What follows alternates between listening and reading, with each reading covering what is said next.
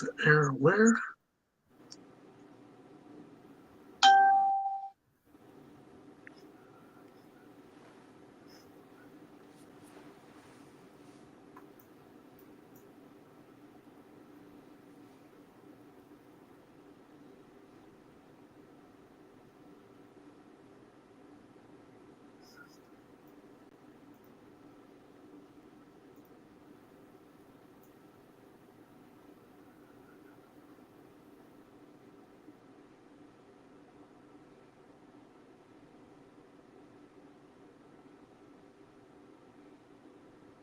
Put in this disclaimer since we are not professionals, we are just fans talking about the sports that we like or love. We are not writers or illustrators or basically media people. So please don't sue us. Whatever music that you hear, we do not have copyrights of. Now, with all that said and done, what a week of football in the NFL, gentlemen. Um, wow. All I can say is I didn't see me taking the L this early in the next pick when we're talking about the Vikings game. I think we all picked the Vikings to win. And the Rams, I think me and Kai talked about this yesterday. I didn't know that the Rams had their players back. Did y'all? I heard about Cooper Cup being back. I Is didn't. I Cup didn't. still out, or did he play that game? What's that? I think he played, and Puka should be coming back too. That was the craziness. They all came back.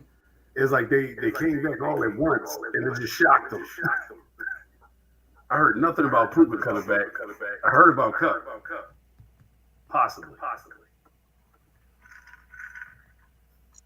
Hey, Kai, do I have an echo too? I don't know what's up with the echoes, man.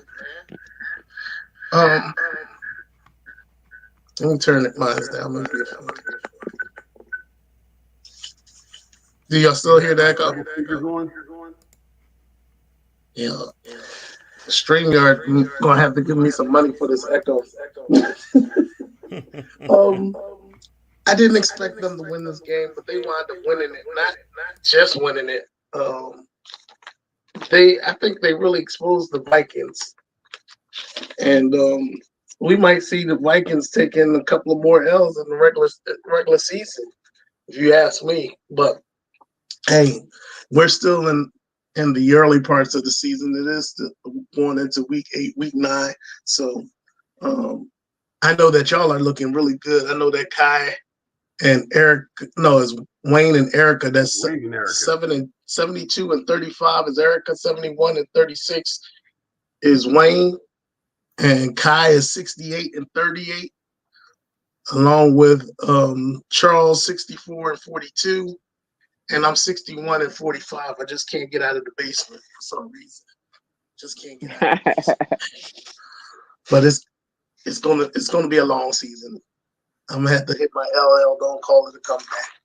I've been here for years. But do y'all think that the Vikings is going to decline, or do you think they're going to show themselves to be a formidable team? I'm gonna Nah. let Wayne talk. I think. Have they hit their bye week yet, or are they hitting it this week? Yes, this week. Yeah, I I think they're gonna get their stuff together after this week. They're off. They've been playing great football so far, and I think they'll come back and they'll come back a little bit stronger. I mean, they might take a couple more L's, but I think they're gonna finish top of the league in their division. Well, I don't know about their division. I think they're gonna do well, but I don't think they're gonna win their division. I think so. The Lions is in that division. I think Green Bay is in that division. I think the Chicago's in that Minnesota, division. yeah, Chicago. I think Minnesota got exposed by the Lions. And when you get film on a team, they pass it around like something else would get passed around. So I think they got exposed, and you got to remember they wasn't really projected to do anything. Maybe they're surprising people because I didn't see them being undefeated as far as they went. So I think it's sort of like the Saints. The Saints started off strong. They was, beat a couple of teams, blowouts, and then next thing you know, they on a 5-game losing streak. So this is the second game they lost. They lost to the Lions. Then they turned around and lost to the Rams. So I think we get into that point of the season where we're starting to see who the contenders are and who the pretenders.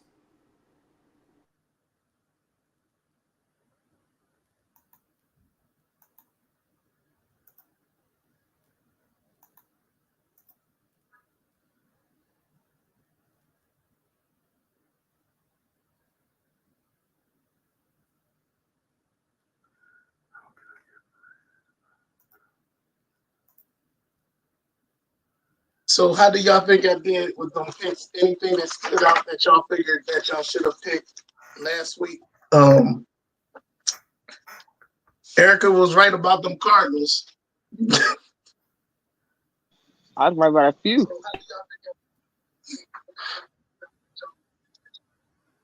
Erica, I hope you betting. No, We're because making once no I money start, off it's gonna this. go bad for me. Huh? I said once I start, it's gonna go bad for me. So now I'm gonna keep it this way.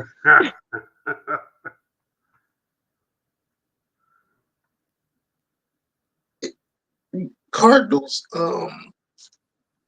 Let's see who else. Who else stood out? And I think Charles with the.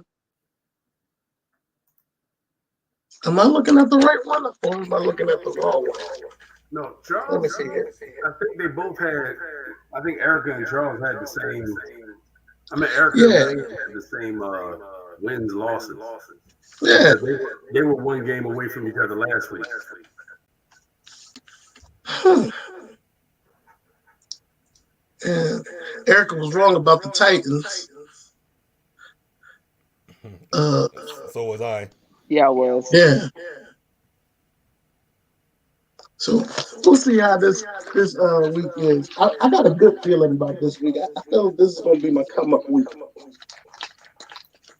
I'm probably undefeated. I'm probably going to have all the wins this week. Well, you I'm can't need count the all first 15 game then. wins. You can't As count a the first counselor, game. you should know it's not okay to lie to yourself.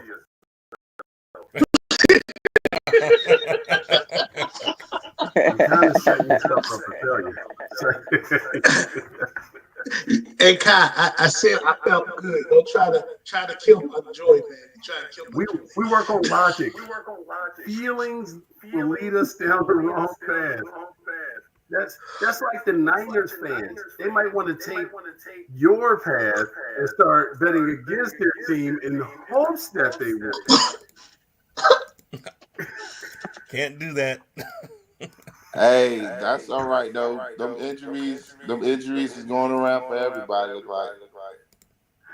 Listen, I'm looking. See, this is one of those seasons where I'm happy with the team we have, but I'm like, this quarterback is killing me, but I don't want them to bench him because he is terrible, and I am loving it. First, number one pick. Let's go. Do not sit Daniel Jones. DeVito screwed us out of Caleb Williams last year. You don't need that 2 years in a row.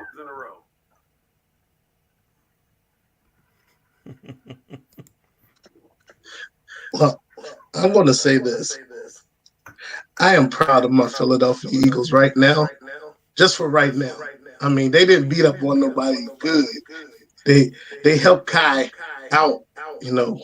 Um, Bryce Huff got his first actual sack of the No, he didn't. season. Daniel So, Jones gave it to him. huh? Daniel Jones gave it to him. He stood there and said, "Hey,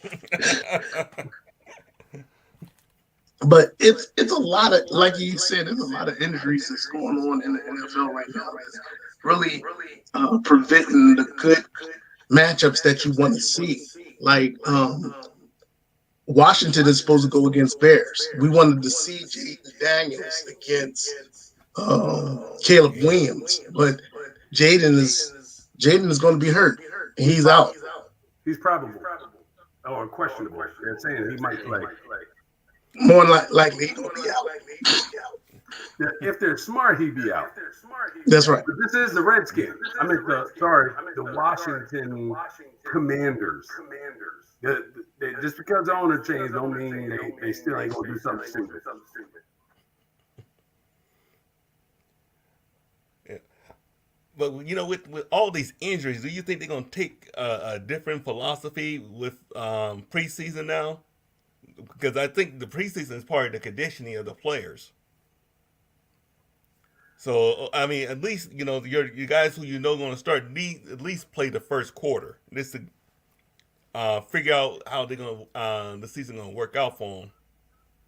They probably should go back to the old school. Like you remember, we all grew up in an era where the first game they played one series, the second game they played like two or three series, the Yeah, third game they played the whole game. They sat the fourth game. That was the era we grew up in, that's and true. people were not getting hurt because they were in true real football shape. When they had you heard about all the fights and all the real hitting in those teams when teams came together and practiced for like a week.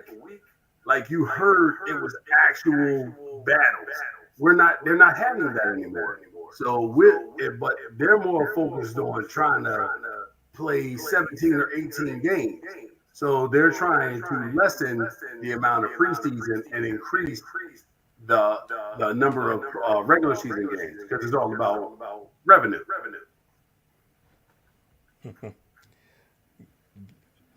Let the owners take care of the business part. Let the players take care of the playing. Yeah, they keep coming in, crashing into each other. You make a good point. Um, when you look at how the NFL is trying to press for more money and less, preseason games is going to help them in their conquest. Um, when you go to preseason games, their ticket prices is almost nothing. Then anybody can go to a preseason game, but when you think about regular season, the ticket prices are ridiculous. So uh, I think this is going to be a problem throughout. The thing about it, if you do take away the preseason games, I think they should also turn the 53-man roster into maybe some more players Mm. onto the roster, make it a 63. I don't know why we're echoing with that. It's killing me. So let's get into the picks. We've already lost one with the Vikings and the Rams. We have Green Bay at the Jaguars. Erica, since you are the champ, you can go first.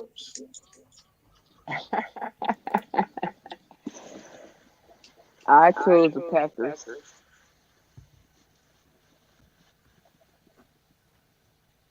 Anybody else? Packers.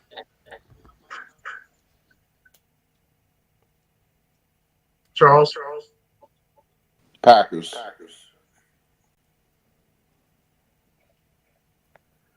Yeah, let me see. Yeah. Oh, hard choices. The only reason I'm a little skeptical on this one is like,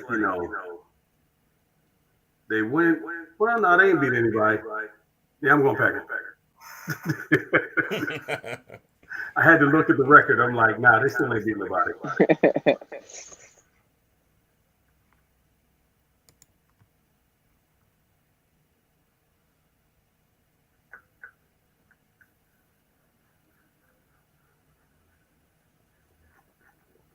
Something telling me the Jags is going to pull this out for some reason. I don't know why, but I'm not going to pick them. I was But Well, thinking you watch know the they did it game. last week. I know. We all went against them last week, and they pulled out a blowout. Yeah. So uh, I'm still going with the Packers. Um, we got the Cards and the Dolphins. Tua's coming back for this game. Mm. Yeah, I Charles. might not watch that one. I'm too scared. Then I'm gonna go Cardinals. Yeah, I'm going with the Cardinals too.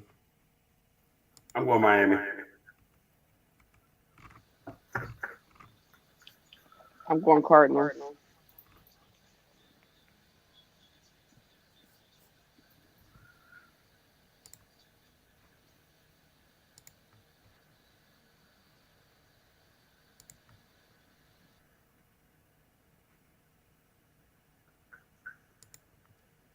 I'm gonna go Miami.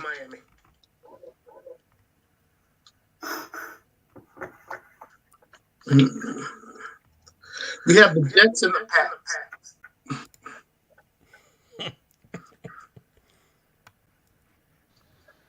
Ooh, Oh, I went with the Patriots. Aaron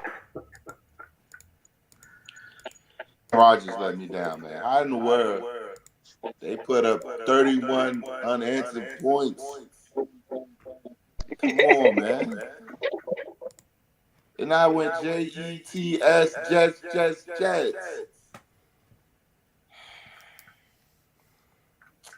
I'm gonna have to go Pats.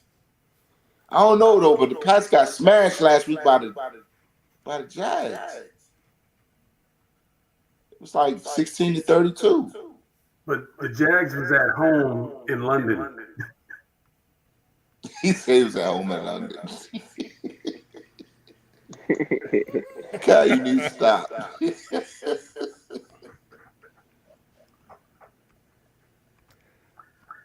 I'm Now going to go with the I'm Jets. going. I'm going. Jets. Yep, same here. Yeah, I'll go with Jets too.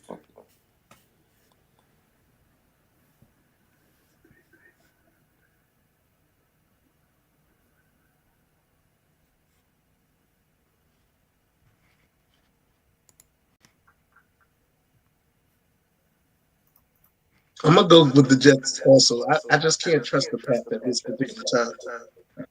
Um, Ravens and Browns. Ravens. Yeah, I don't think that's a hard one at all. Ravens.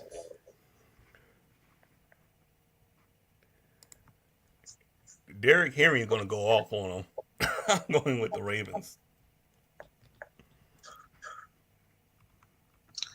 Um, I didn't mistake, Erica. You did say the Pats, right? Yes, I did. Oh, okay. Y'all Next put me game. out there. No, I just want to make sure that I write it down that you said the Pats. Did you say By my Cleveland? lonesome. No, I see Cleveland. I ain't talking about you. What game did you just say before the Pats?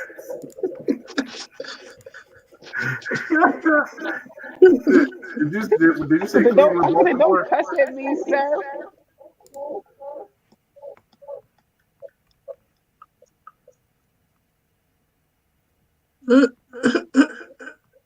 Uh, all right, all What right. game are we on? We are on the Eagles and the Bengals. Oh, I'm going Bengals.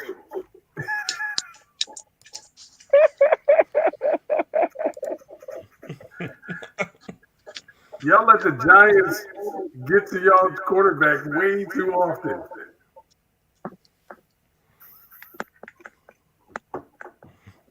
What about y'all? What about you, Charles? That game is in Cincy. I'm going Bengals. What about you, Wayne? I got to go with the Bengals.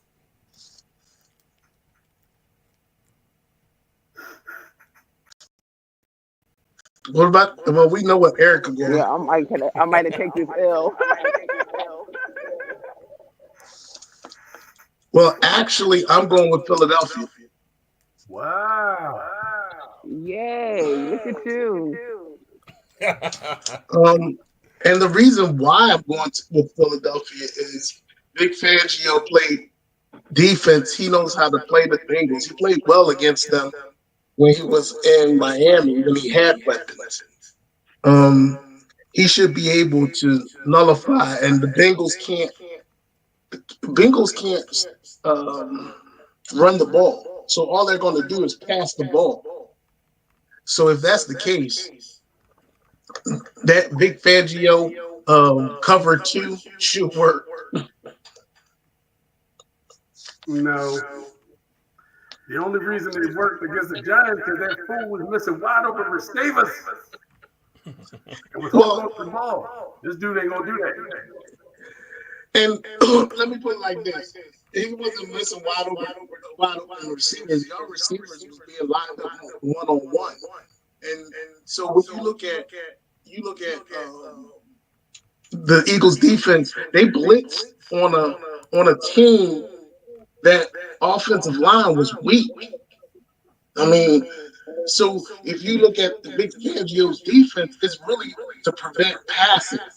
And I just think that the Eagles pass defense with Quinyon Mitchell and the other kid on the other side, they should be able to win this game. It's not they're not gonna blow them out, but it's going to be a close game. We got the Colts and the Texans. Texans. Texans. I'm riding with Flacco. Flacco's Colts. not playing, is he? No, Flacco's not playing. Richardson back. I think Richardson is back. I'm not sure. I think he is too. Yeah, he is. He played in the last game. Yeah. Yeah, Richardson's back. Oh, he got to look at it. What about you, Erica? I picked the what was it? The Colts. Colts and Texans. I picked the Colts. Yeah, he didn't have a good game last game. He was 10 for 24 for 129 yards. You got to put Flacco back in there. This guy didn't even throw for 150 yards. Oh, no. If he's going, yeah, I go. Flacco was giving him like 350.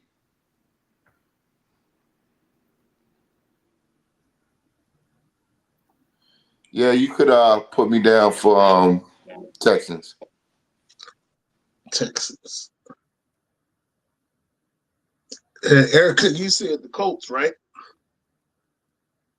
I did. Okay. I'm gonna have to. They're playing in Texas Stadium, so I'm gonna go with the home team. Um, that defense, I'm still stuck on that defense, and plus, I want their head coach for the Colts to get fired so he can come back to Philadelphia. Um, Titans and Lions. Lions. Yeah, we know. Lions. Detroit. Lions. So everybody's saying Lions, right? Yes, sir. Okay. Did you say you want the Titans? Who? You?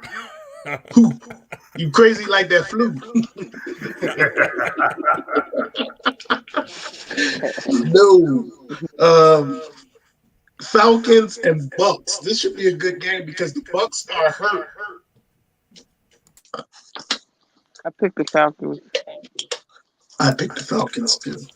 And I was Yeah, struggling with that that's one. Falcons for me too.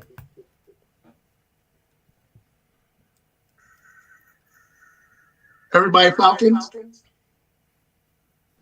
Yeah, I picked Well, Falcons. Oh, yeah. Dang. Both their yeah, receivers are out. Yeah, I'm going Falcons. Saints and Chargers. Another beat up team. Chargers. Yeah, I'm going with the Chargers. They're in L.A. If they were in the dome, it'd be a different story, maybe. What about you, Charles and Erica? Uh, is Carr back or is he out? I don't know. That's a good question. Kai, is he playing this game? Uh, But he's still out with those. His two wide receivers are still out. yeah, Rattlers. Oh Spencer yeah, the Rattler's still Chargers. starting. You want to go with the Chargers? And their left guard is out. So everybody's going with the Chargers. Bills and Seahawks. I picked the Seahawks. 2 Erica's weeks in a going row, with Erica. We doing that? I am. 2 weeks in a I row. am. So you gonna be doing that? Okay. I'm going Buffalo.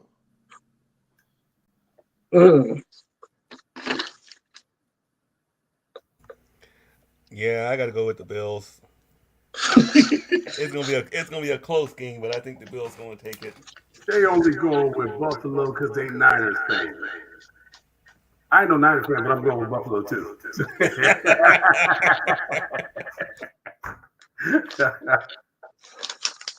They're playing in Seattle. I'm gonna go Seattle. This is the game we were talking about earlier: the Bears and the Commanders. Oh, yeah. I'm riding with my boy, fingernail paint.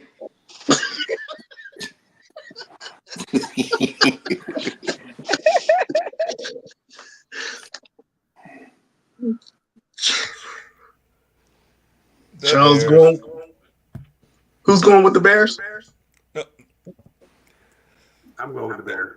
yeah, I'm going with the Bears. I'm going with the Commanders.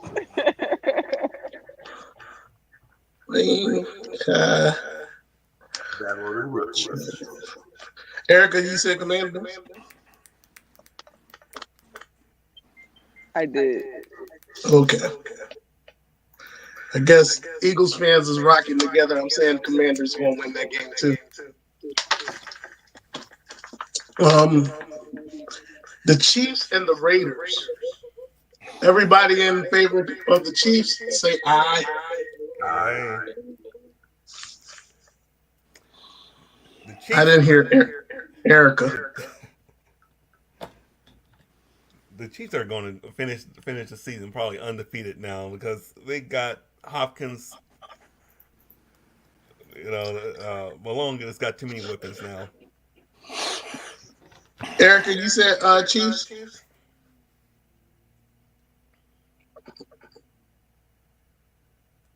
I don't hear her. I think that's a no for Raiders.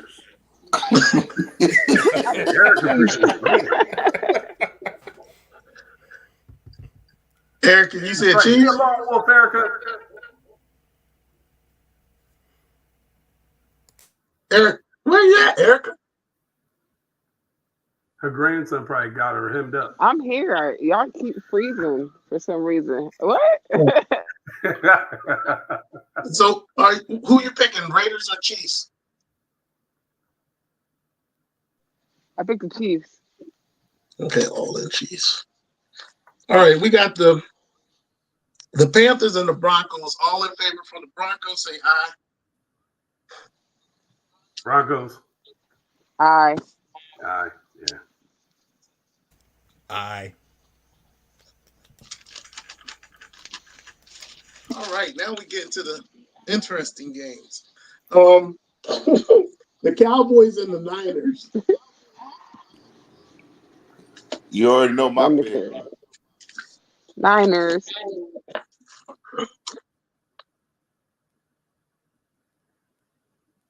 All right, so we know Wayne is going Niners. What are you doing, sir? Erica, Wayne, and Charles went Niners. And what are you doing, my man? I'm going with the Heifer Hose. Ah, I thought it was going to be the Say lone what? wolf on this one. I guess not. I'm going with the Cowboys. Niners ain't Oh showed me nothing yet. no! And I the mean, Cowboys the ain't showed me Niners much right either. now, they just hurt. They're hurt. And so when you look at the Niners and you look at Brock Purdy and he doesn't have his weapons, he doesn't look good, man. He just doesn't look good without his weapons. So yeah. Even though that Niners defense should keep this scores low, um, but I don't think that the Cowboys can take another L with you know with the controversy that they're going through too. Well, Plus, they got Parsons hurt, Bland hurt. So on yeah, that defensive side, they ain't gonna have much. well, Bland been hurt. He been hurt for a minute. Right. So, when you look at Parsons and they wasn't playing Parsons right anyway. And see, the way that you beat the Cowboys is a running game. Now, I'm not saying Mason ain't a good running back, but you know, the on the other side of that, Cowboys are not a good running team either. Neither one of them are. So they're gonna have to pass the ball. So Yeah. if I have to look at somebody to pass the ball to, it's gonna be Dak and CD Lamb. He still got CD Lamb. Well, So Mason's number two in the For league in right now, rushing. that's CD Lamb. Mason's number 2 in the league Yeah. rushing the ball. Yeah. How often? So if y'all losing a lead, he gonna be nullified, right? I mean, he hasn't been stopped since. He hasn't been stopped yet. The games we Well, lost wasn't That's because of the because they've been run shutting game. y'all pass down. It's the passing game. If he doesn't, the run game has been consistent all year, really. okay. We'll see. The Niners have to make me a believer again. Um, the Giants and Steelers. We know what Kai picking. He picking the Giants. Oh, I'm not.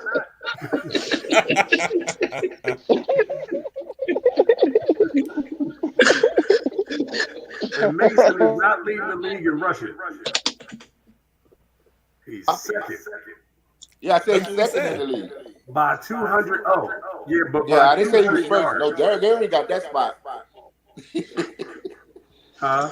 Derrick Henry number one in the league. Yeah, by far. Yeah. So I'm going. everybody's picking the Steelers. Yeah, I am. I'm picking the Steelers. Okay. We got the Thursday night game is the Texans and the Jets. Texans. Texas. Texans. All right, now last time all of us picked the Texans. I mean, all of us picked the Thursday night game. We all lost. Well, all right. They're not playing the Jets. We, let's look at They're it from playing this the Jets standpoint. this time. We got to pay attention after this Sunday. We may need to do like the Saints game. We should have had like a little discussion on that where we let each other know that there was going to be a problem because what's his name got hurt. We didn't do that last time.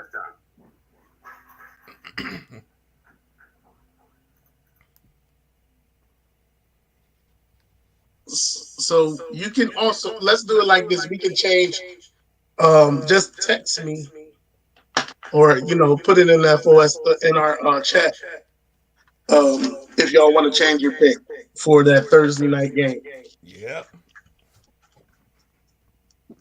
because I got a feeling Aaron Rodgers is going to try to win this game for the Texans, but 2 in a row, we asking for the Jets to do a lot. Yeah, a whole lot. Uh, Whole A lot. lot. um, let's see. After, hope we do a good job with these picks. I know I need to. What wide receiver in the trade will make the most impact um, for their teams? Charles, I'm gonna let you start off. It was I think it was Devontae Adams, it was Hopkins and Amari Amari Cooper. Cooper. Right. Which ones do you think is which one of those are you think going to make the greatest? I would say Hopkins, just for the fact that he got Mahomes. You know, he's going in a win situation. Uh, they already said that Adams had to have a conversation with the team, and he was only there for 4 days. So, you know, I think Amari Cooper should do good in Buffalo, but you know, Hopkins just he just went into a win-win situation. You know, What about you, Wayne, and then Erica? I'm going with Hopkins because Malone was just doing playing good football without having a good receiving core. But now with Hopkins on there, I get to see him. He's gonna run all over everybody that he plays against.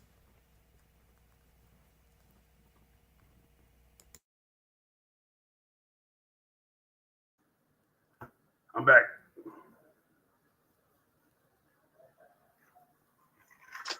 We were asking the questions: which wide receiver would have the most impact out of the three that was traded? Kai, who you think? Hmm. All right. Who was I know Adams with the Jets, Cooper. Oh, I think it's gonna be between Amari Cooper and Devontae and what's his name? What's his name who went to the Chiefs? Hopkins. Hopkins, thank you. Hmm.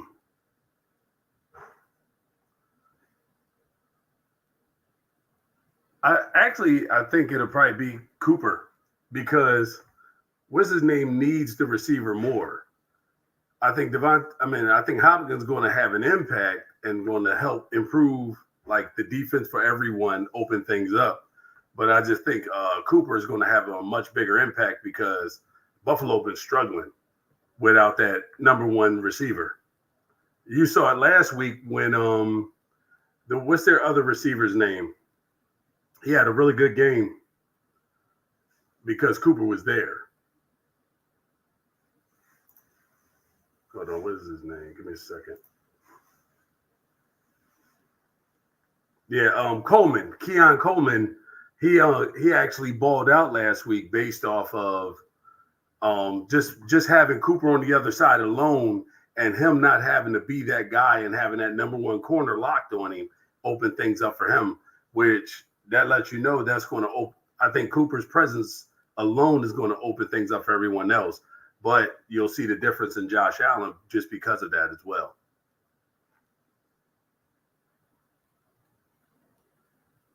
Um, I was thinking about it as y'all were talking about this, and my thoughts is, when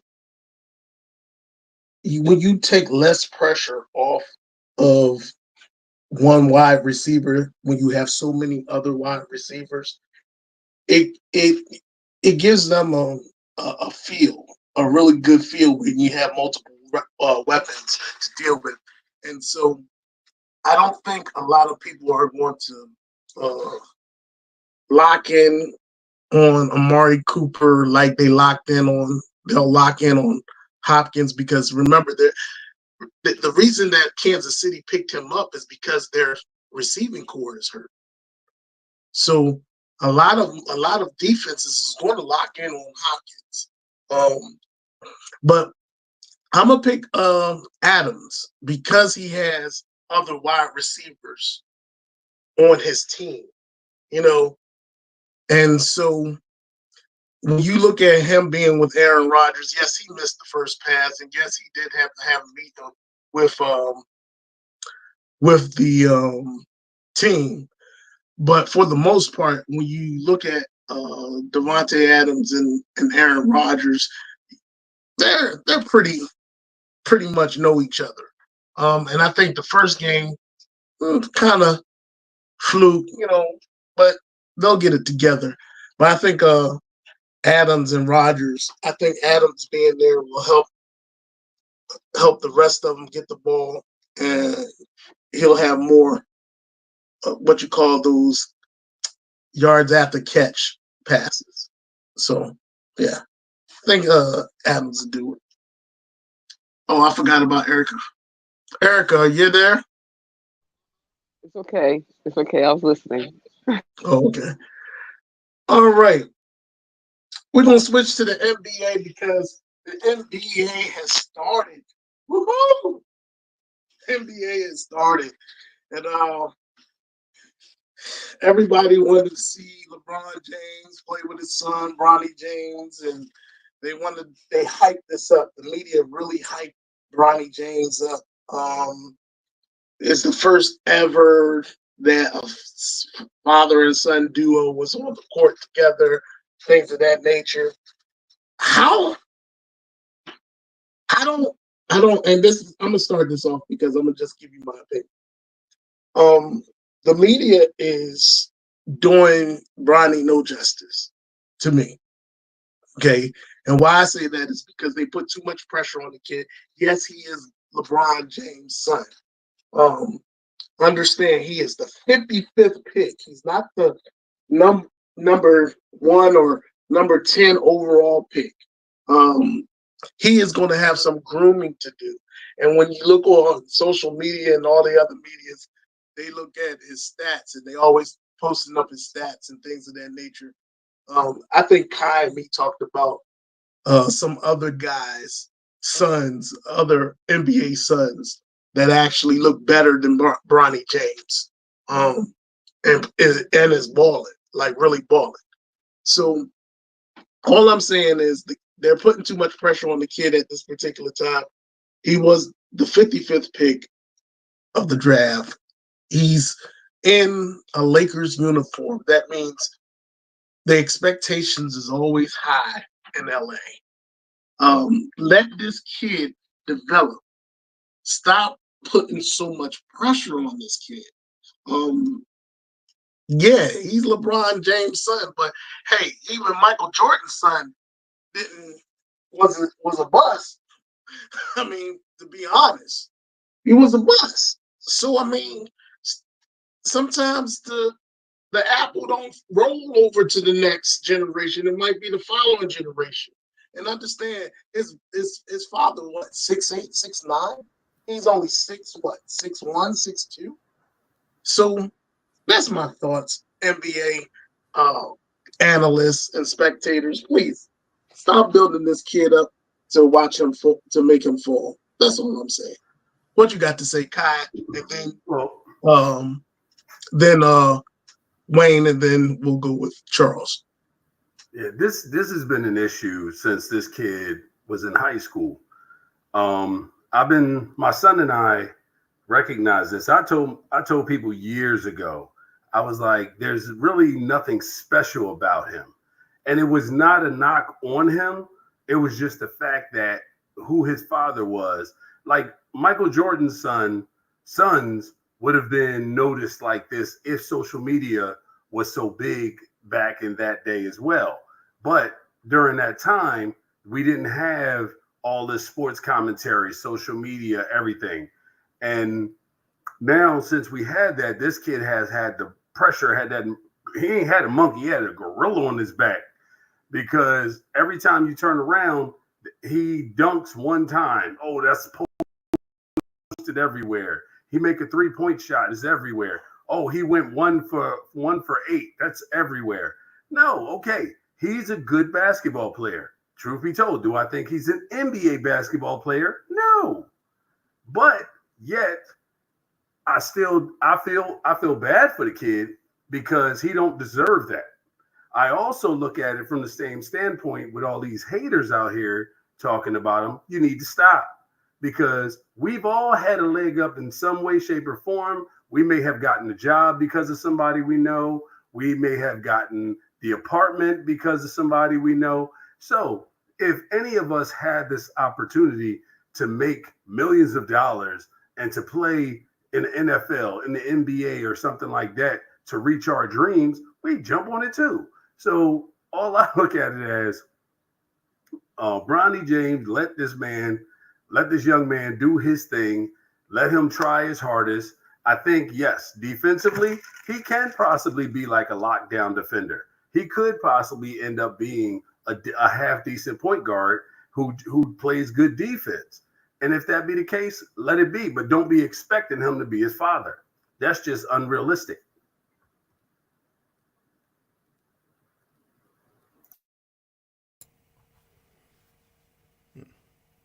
I agree with you, Wayne. Kai. Yeah, I agree with what Kai is saying. Um, all these expectations of him being great is being put on him because who his dad is, and he, I don't think he's been given opportunity to be Bronny James at any time. You know, you got to give him a chance to figure out who he is and what he's able to do out there on the court. Once he figured that out, he probably will be a good player, maybe even a great player. But to build up all this media attention and everything on him to being the next LeBron James is crazy. It's just like you Kai brought up Michael Jordan's son, and everybody was and Michael Jordan's son not even I don't even think he's playing anywhere. Um, and I kind of think about what they're doing right now with LeBron and Bronny is kind of similar to what Ken Griffey and Ken Griffey Jr. You know, and the thing is, Ken Griffey Jr. was a phenomenal athlete, and he was out there, with his dad during the baseball season when he was little, from a little kid all the way up till he got into the pros. And they gave King Griffey Jr. the opportunity to be King Griffey Jr., not to be King Griffey Sr. So I think they need to give Bronny James that same opportunity to be who he is and figure out how he can contribute to the team and develop his skills to be the next um, great point guard.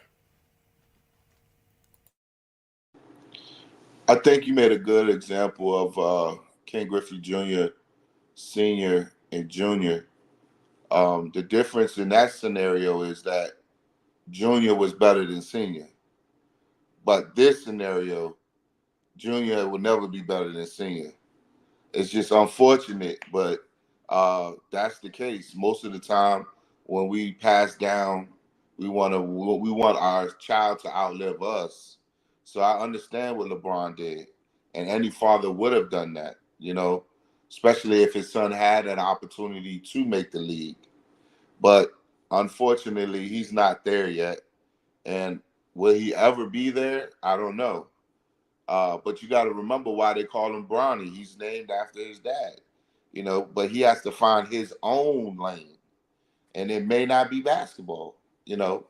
Uh, Sometimes we try to put you in a position that may not be for you.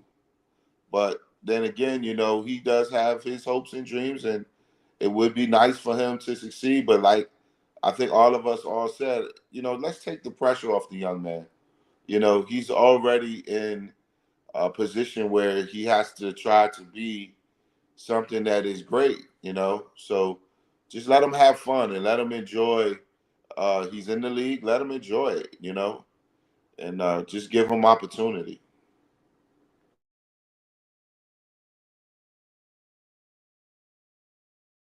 Erica, do you want to chime in on that? What you got? No, I was gonna say that the media is just like that anyway. They put Mm. all these expectations on a certain person, and then as soon as it's not met, the downfall be crazy. How they just be talking, like how they be talking bad about something, but this is just the media for you. They're just good for that. They'll just hype him up. Oh, he's the next this, he's the next that, and then as soon as they don't live up to what they expect him to be, it's like, oh man, he's a bust or whatever they call him in basketball. Because I stopped watching so many years ago. But yeah, the media always does that though.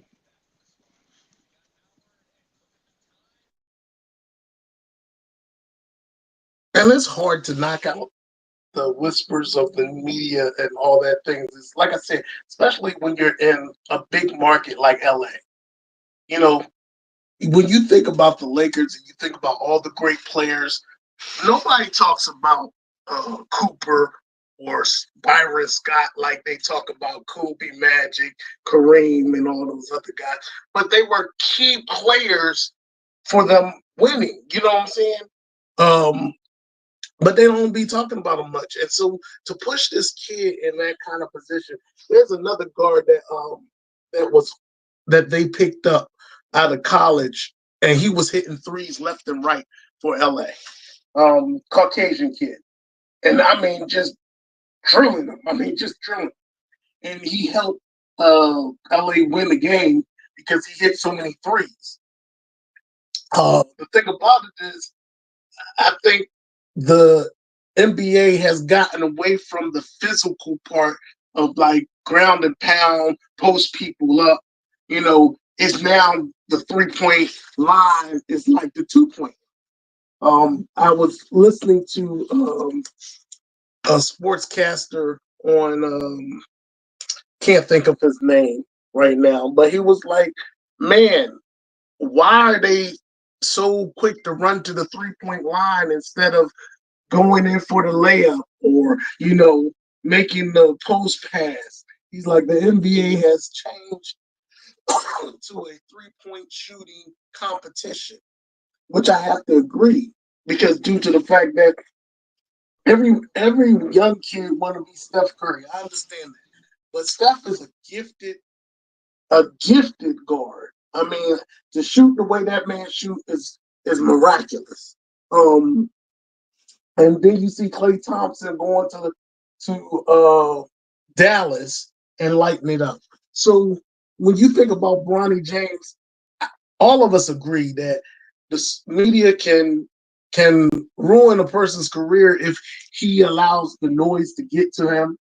Um, but you're putting so much pressure on the kid because of his daddy. You know, I think Kai, we were talking about what's Scottie Pippen's son. Can you give us some more information on him?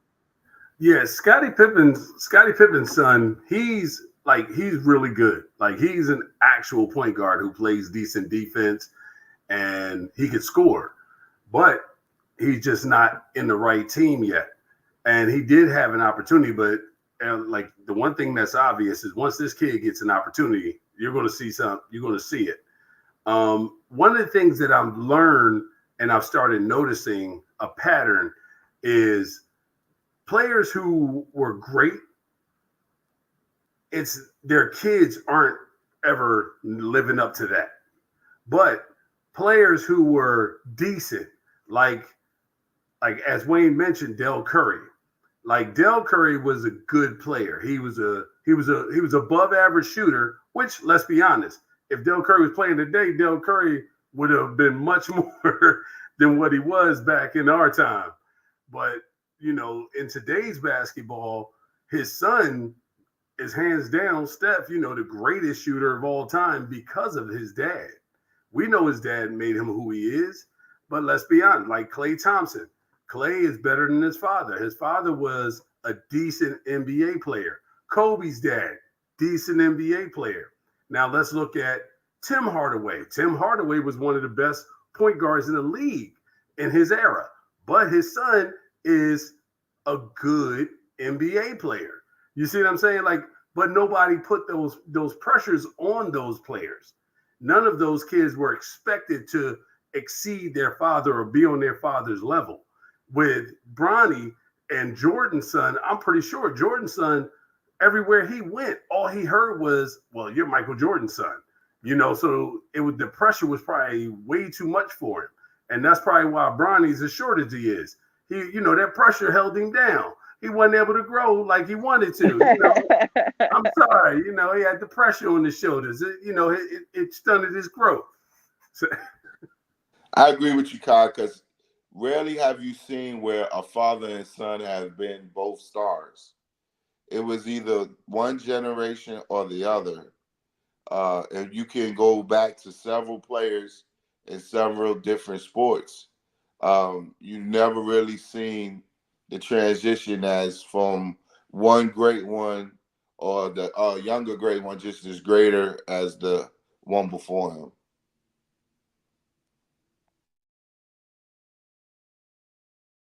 I Another think we kid, might another see. kid, another kid that would have been great to see is Shaquille O'Neal's son before he had the heart issue. That boy was a beast. I mean, goes back to what Kai said.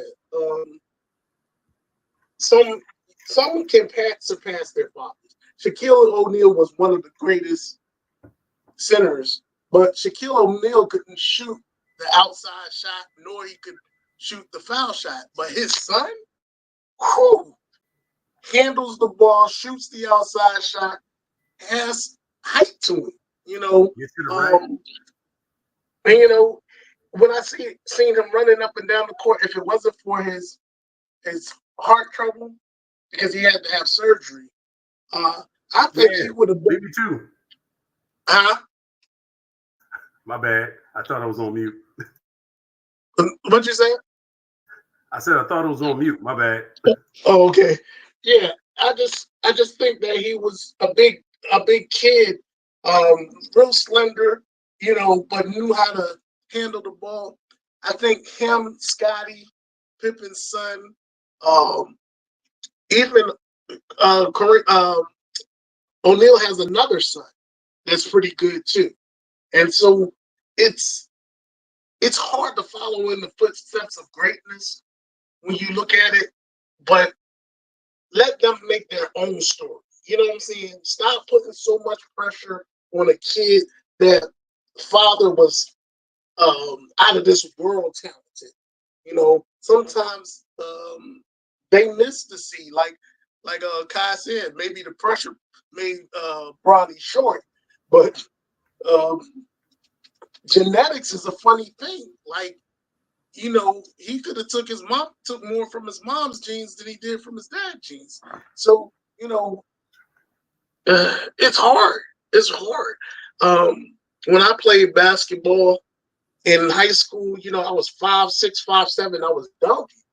You know, the prospects was high because of something that I could do very well. But my dad was actually a track star.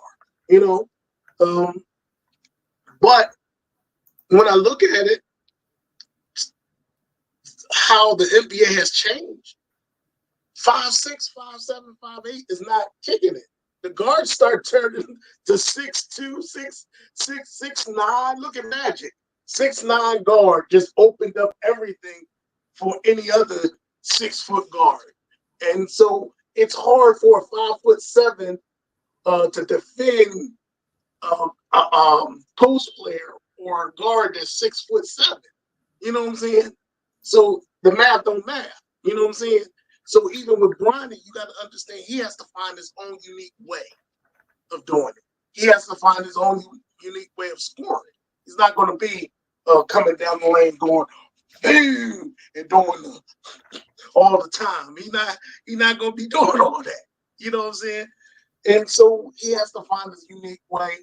I hope that the social media and all these guys get off his back because let that boy ball.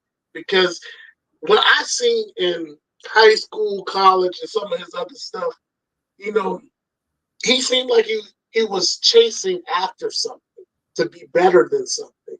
And when he really was in his own lane, he felt comfortable scoring and doing those things. But in the overall sense, you gotta see that this kid need to find his own game.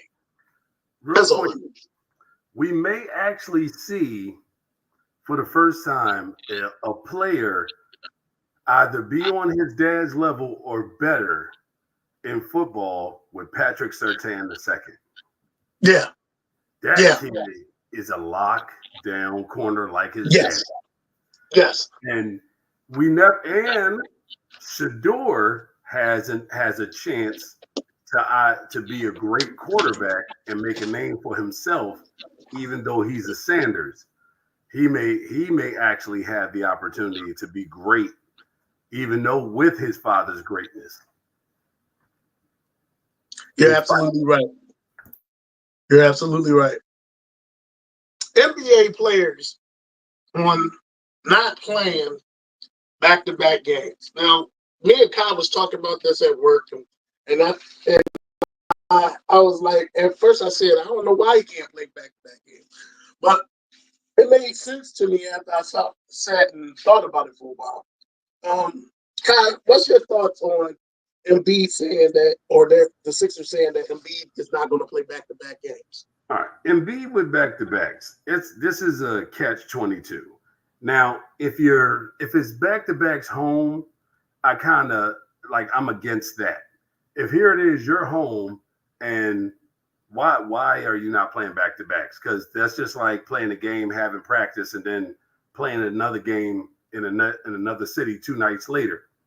But with the way the NBA does their scheduling, which is foolish, is when they have a team traveling by plane overnight after finishing a game. Now I got to go play another game in Los Angeles. That doesn't make sense because now I just traveled. I'm in two whole different time zones, and I never really got a day's rest, especially for the starters who just went in overtime.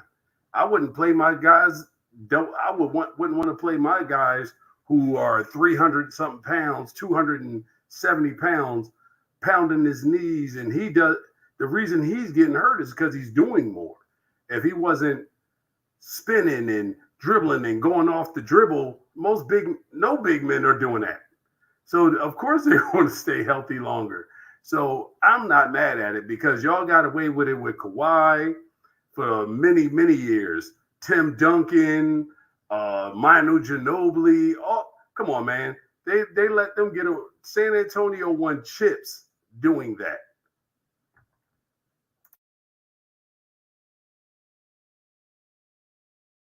What's your thoughts, Wayne?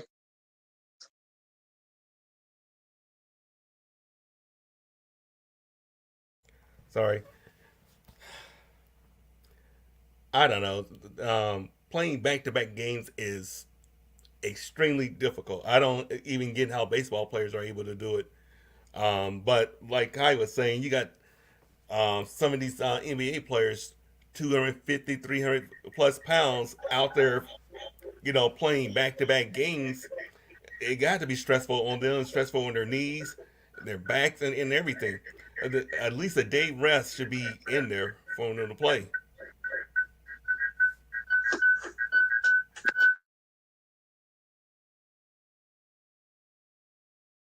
Charles? Well, I think we're dealing with a different era. Um, Guys ain't as tough as they used to be.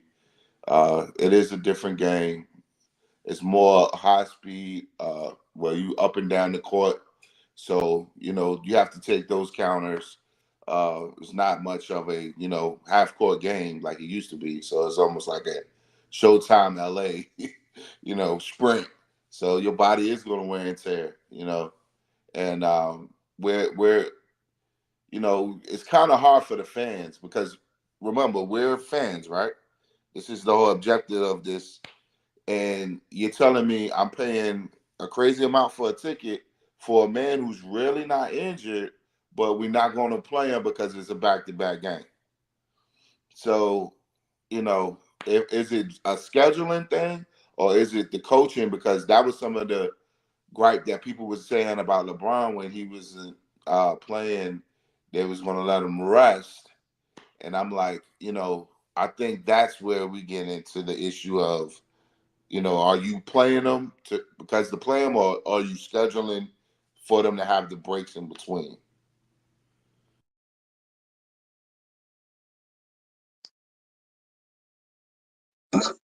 It's difficult because here's the thing.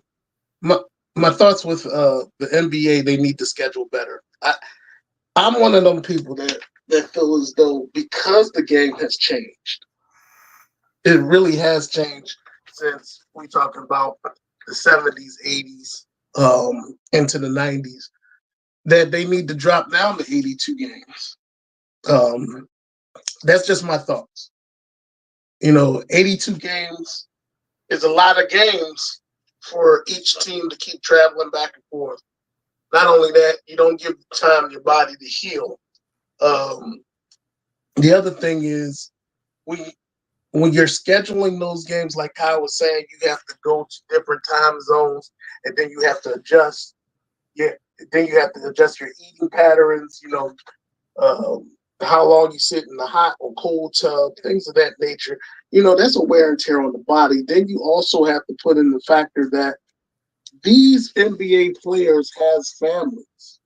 You know, um, and when you look at their family, they got to spend some time with their family. They got to spend some time with their loved ones. They might be going through some growing pains there. So not only the physical, but you have the mental aspect of the game.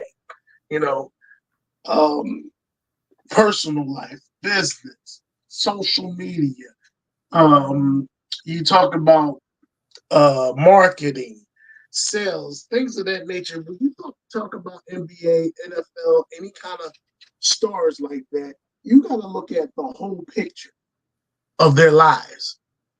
And so when you talk about 82 games, you're like, oh man, that's a lot. Do we really need 82 games to come to a conclusion for uh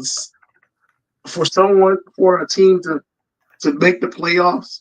I mean, that's just my thoughts. I don't know how y'all feel about it, but Oh, I just how wanted the to say game one is more being thing. played now is just rough. What you got to say, Kai? Yeah, I just wanted to make one more statement based off of what Charles said when he was talking about the different era. That's something I never really put into context either. Because if you look at today's era versus back then, the center was able to plant themselves near the rim, where the centers didn't do what the centers do today. The centers weren't shooting threes. The centers weren't coming off the dribble. There weren't centers made like Wemby and Embiid. There weren't centers like running the point like Yoke. You see what I'm saying? So now in this era of big men really running the court, like up and down the court, not just getting down the court and then posting up, not just standing there and they just stand there like this. They're not doing that anymore. Nowadays, you got to move. You can't stand down there because they also run zones. You stand in that paint, you got two people on you. So yeah, this is like so when you have people trying to like Barkley. Barkley didn't play in the era of zone. So Barkley can talk all that. Oh well, back in my day, yeah, in your day, you didn't have somebody standing next to you. You didn't have two people who can lock you in. You can move and go against your one guy. They play a zone. That was a foul. I mean, that was a they can y'all they have to shoot or something like that. So this is a whole different era. So take your feelings out of it, take your era out of it, and focus on what the games are going, what they're doing today versus what you did. And yeah, I give Barkley all the credit in the world for 6'4" with the round mound, the rebound, what he was doing. That was crazy. But you ain't had these young bulls skills. You ain't like that. You were old when you were stretching the floor and shooting. Okay, because you couldn't put it on the floor no more. So Yeah, yeah, that's a fact. That's a this is fact. a Because you got whole to new look. era in The basketball. guys that were in our era. You say Patrick Ewing, right?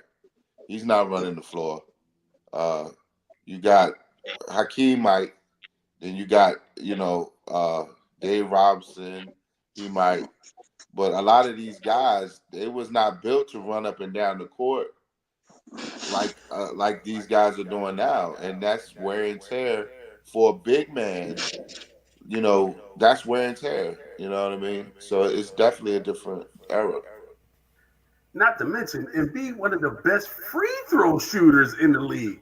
This man is 7'2" and one of the best free throw shooters in the league. Come on, man. Only the only player I think that might be able to compete like that, and if he was in his prime, would be Kareem. It would be Kareem because Kareem could shoot. He definitely shot those free throws, and there were not too many players that out there that could stop the skyhook. And Ray ran that floor. Him and Yeah, Is Russ. he no one ran. is no he one going to he talk?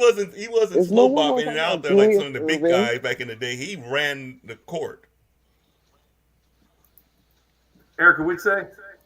I said no one going to talk about Julius Irving, He Dr. wasn't. J. He wasn't a big man. He wasn't. He wasn't. He was a small forward. He's supposed to run the court. We're talking about like centers. Um, Moses did run the court. Moses Yep. Malone. I like him. yeah, Moses. But nobody's trying to get in the way of Moses Malone. Nope.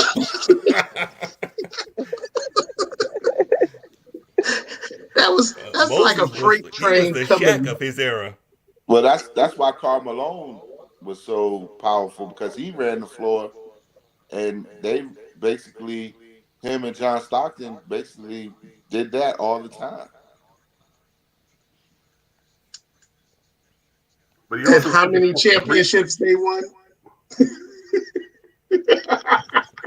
Hey, I'm Well, hey, sorry. Yeah. Hey, they could blame that there was Jordan fella. one They could blame opposing that guy Jordan that made fella. that happen. Hey, I hate to go there, but they kept trying to please their Utah faithful, and you ain't have enough color on that team. You, I'm being real. Greg Ostertag. What does Who? that name? That name does not say basketball player to me. And he Greg definitely wasn't Ostertag. running. No, he You was seen not. him? Come You on, have a bro. point. When you only have like two or three players running the court like that, you cannot win the game with No, the they had likes of that Jordan roster. and Pippen and the rest of that squad. That roster was ugly.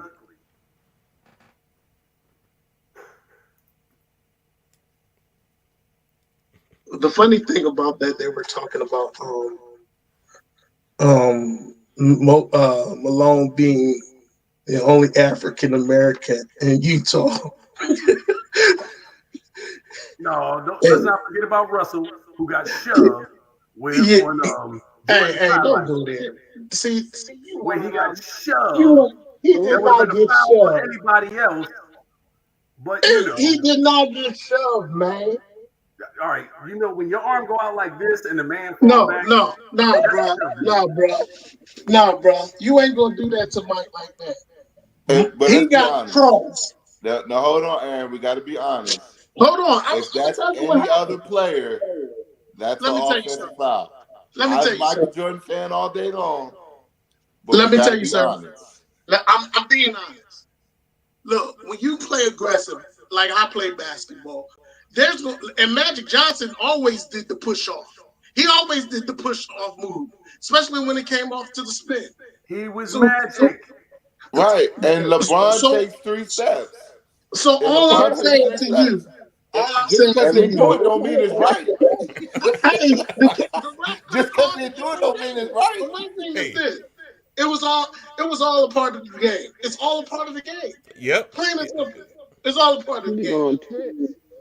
Hey, Russell, I totally agree. But I say this. If it was anybody else, it's an offensive foul. Especially in man, that they era. ain't gonna call that. They not gonna call that. This is not the NFL. Hey, that's just like Scottie Pippen fouling John Stockton. I mean Starks, fouling John Starks when they wanted Hakeem to play Patrick Ewing in the chip. They was like, one, we don't want you to mess with Jordan's greatness, so we can't let y'all make it to the finals without Jordan. Two, we want a rematch of Hakeem Olajuwon versus Patrick Ewing from when they played in college. We already know what that was. Come on, man. This is not a foul.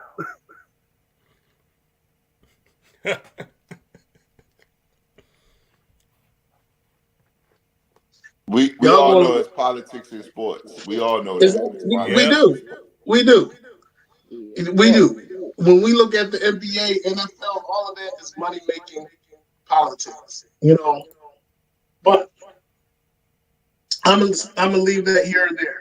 Let's talk about the state of the 49ers and the New York Giants. Whew. All right, let's get the Giants over with. They suck. All right. Like,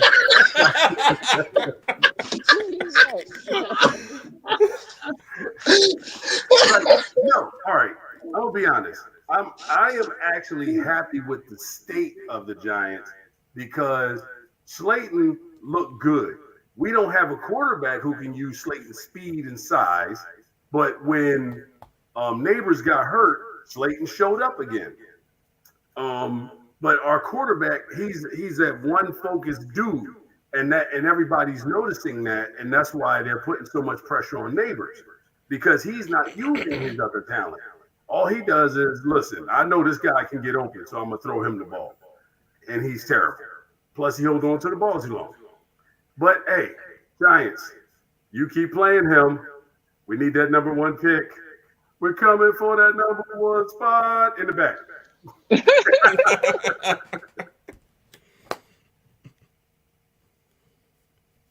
What's your thoughts, Charles, on the state of the Giants? I have no thoughts. The Giants, I don't know, man. Maybe when Peyton's nephew come into the league, ain't Peyton's nephew? Uh, how many more years he got? A couple more years, Kai? Two more? Maybe he can get up there and get y'all the ring, man. I want Shador. Yo, I just can't. My thing with the Giants is this: why do you keep on getting that? Daniel Jones look like Eli Manning. They got the same kind of features and everything. And So Eli Manning reminds you of Phil Simms. yes. Like what's wrong? I think the owner has what you call dementia, where he just thinks the same player. If I go get the same player that looks like the other player, is going to help our um our team. My thing about the Giants is Daniel Jones do have some capabilities. He can run the ball. I mean, And don't use it. he, they don't use it. I mean, uh, I hope that they don't get rid of their head coach. Um, to get rid of Saquon Barkley was stupid, but thank y'all anyway. Uh, to sign Daniel Jones to the money that he did not earn, that hurts me. And other people could have got that money. Other people could have got that money. That plays way better than Daniel Jones. Way better than Daniel Jones. The Giants, to me, I think what Kai is saying is like they're going to tank this season so they can get the number one pick. But they had a chance last year to get the number one pick, and they blew it. DeVito. Yeah, so I don't understand. And where's DeVito playing now?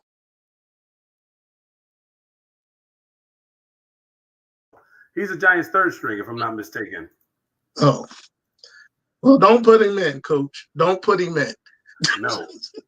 If they put Drew Lock in, that's fine. He sucks too. What's your thoughts, Wayne, on the Giants? I think they're in an entire from player personnel to coaching management transition. They need to clean slate. Because like you're saying with Saquon Barkley, I don't see how they can let him get away. You That was know. ownership. Yep. Yep. They're definitely in the rebuilding stage, and it's going to take them a couple years to be a competitive team again. I mean, especially in that division they're in. You know, you got the Eagles, you got the Cowboys. Washington's trying to come up now, so it's gonna be a hard road for them for the next couple of years for them to be competitive in that league. No, actually, if you look at their defense, they even said it. They have a good defense. They're actually one of the top sack teams in the league. So they're doing well, and their offensive line is good. And we have receivers. We ain't got no running game, but Daniel Jones is just terrible. This man literally stood there. Yeah, I don't know if y'all watched that game last week, but he stood there and took like at least two of those sacks.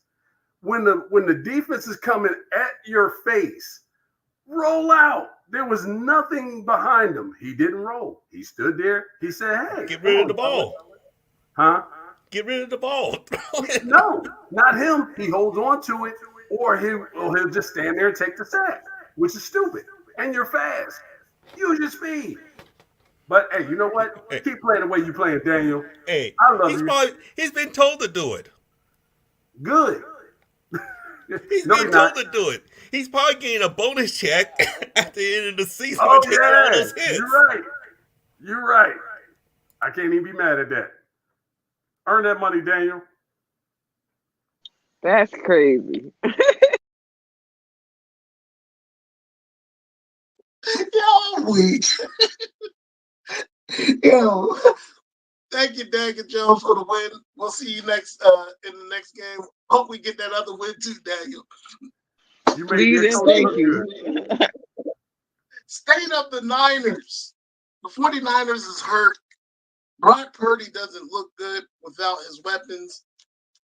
Charles, what's going on with your team, man?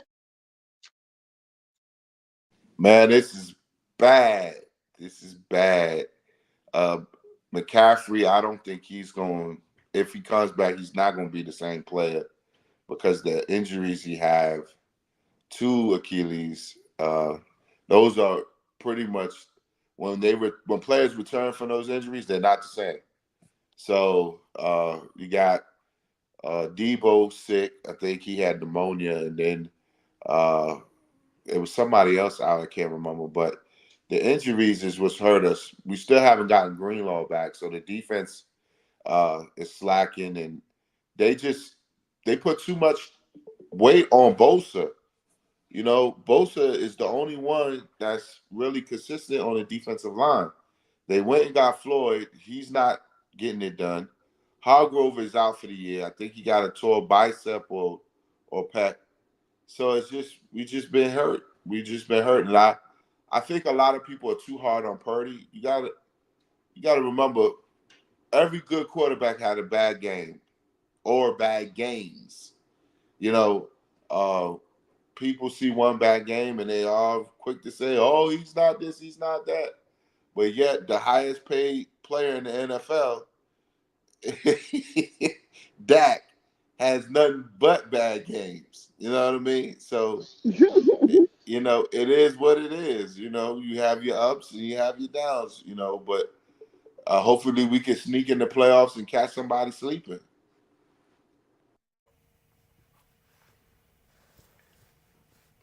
Well, All right, Wayne, what's your thoughts about the all right. You team, know man? what? This is going to be a proving season for Purdy, I believe. He's going to have to find other ways to win, just like every other good quarterback in the NFL had to do at one point or another. They didn't have the receivers or the players that they need around them. They had to find different ways to win the game. And Purdy is like I say, he's still young. This is his third year.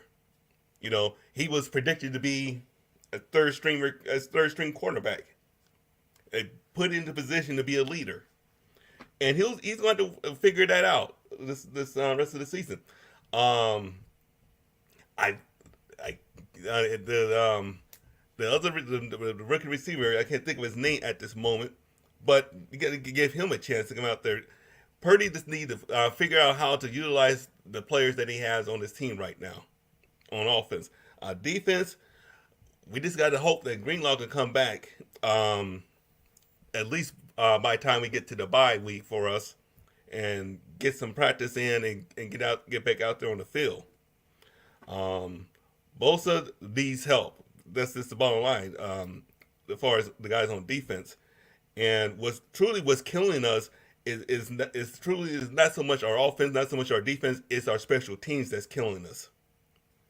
Because so far the losses that we had, they were relatively close games. You know, and our special teams has been killing us.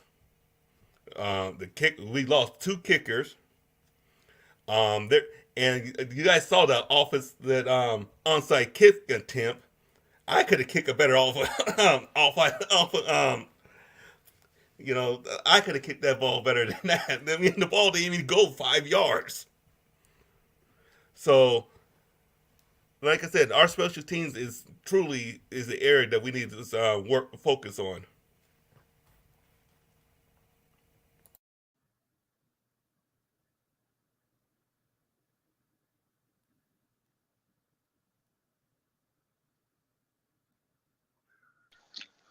I'm gonna say what I do. All right, Kyle, what you think about San Francisco?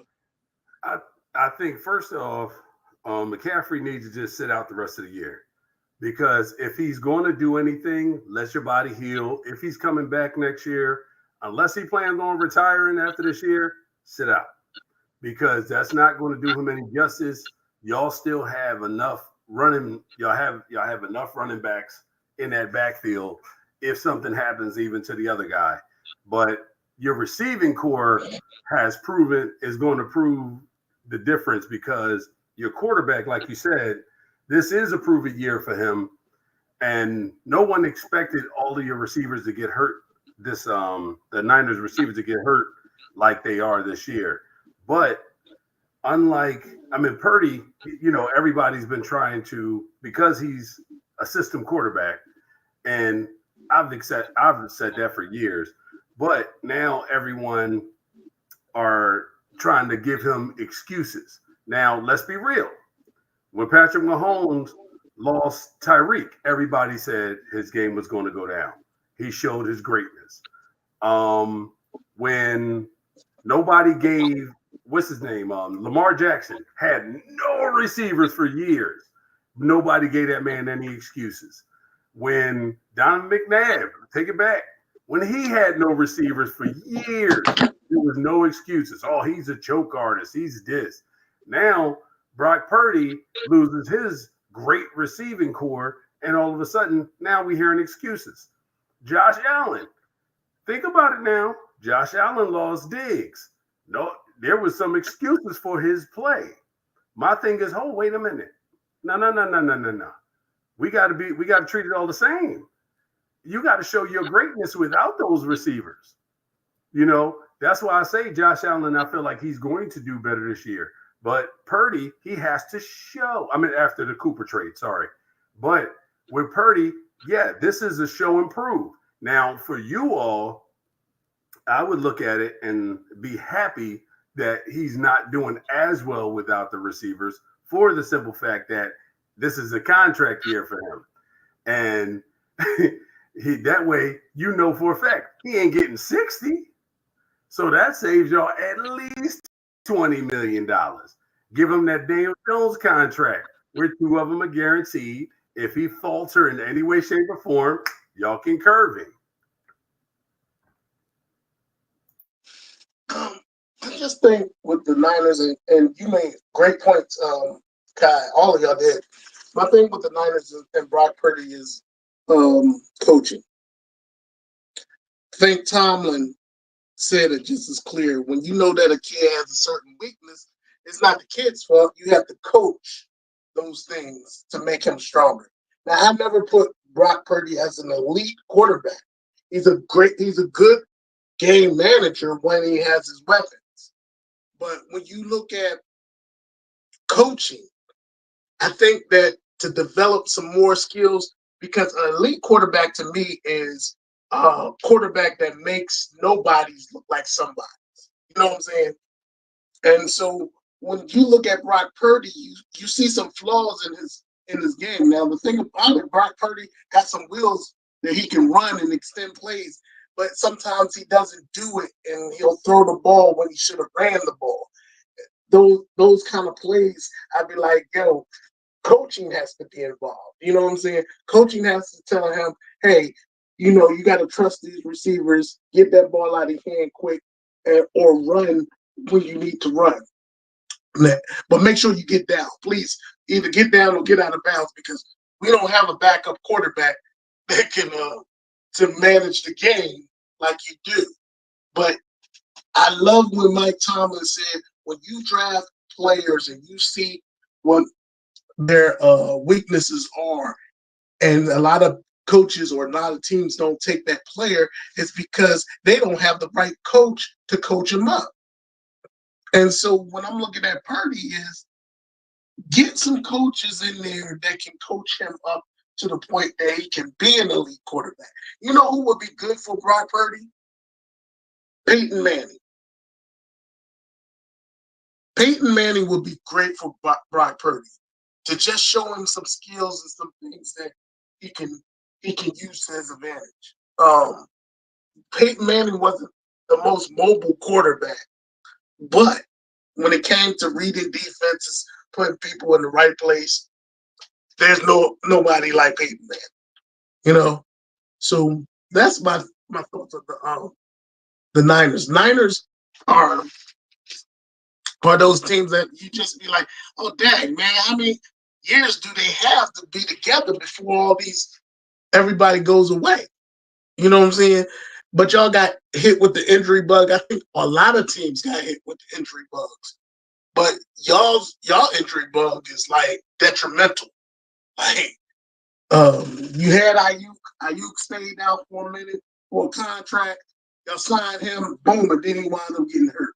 You know what I'm saying?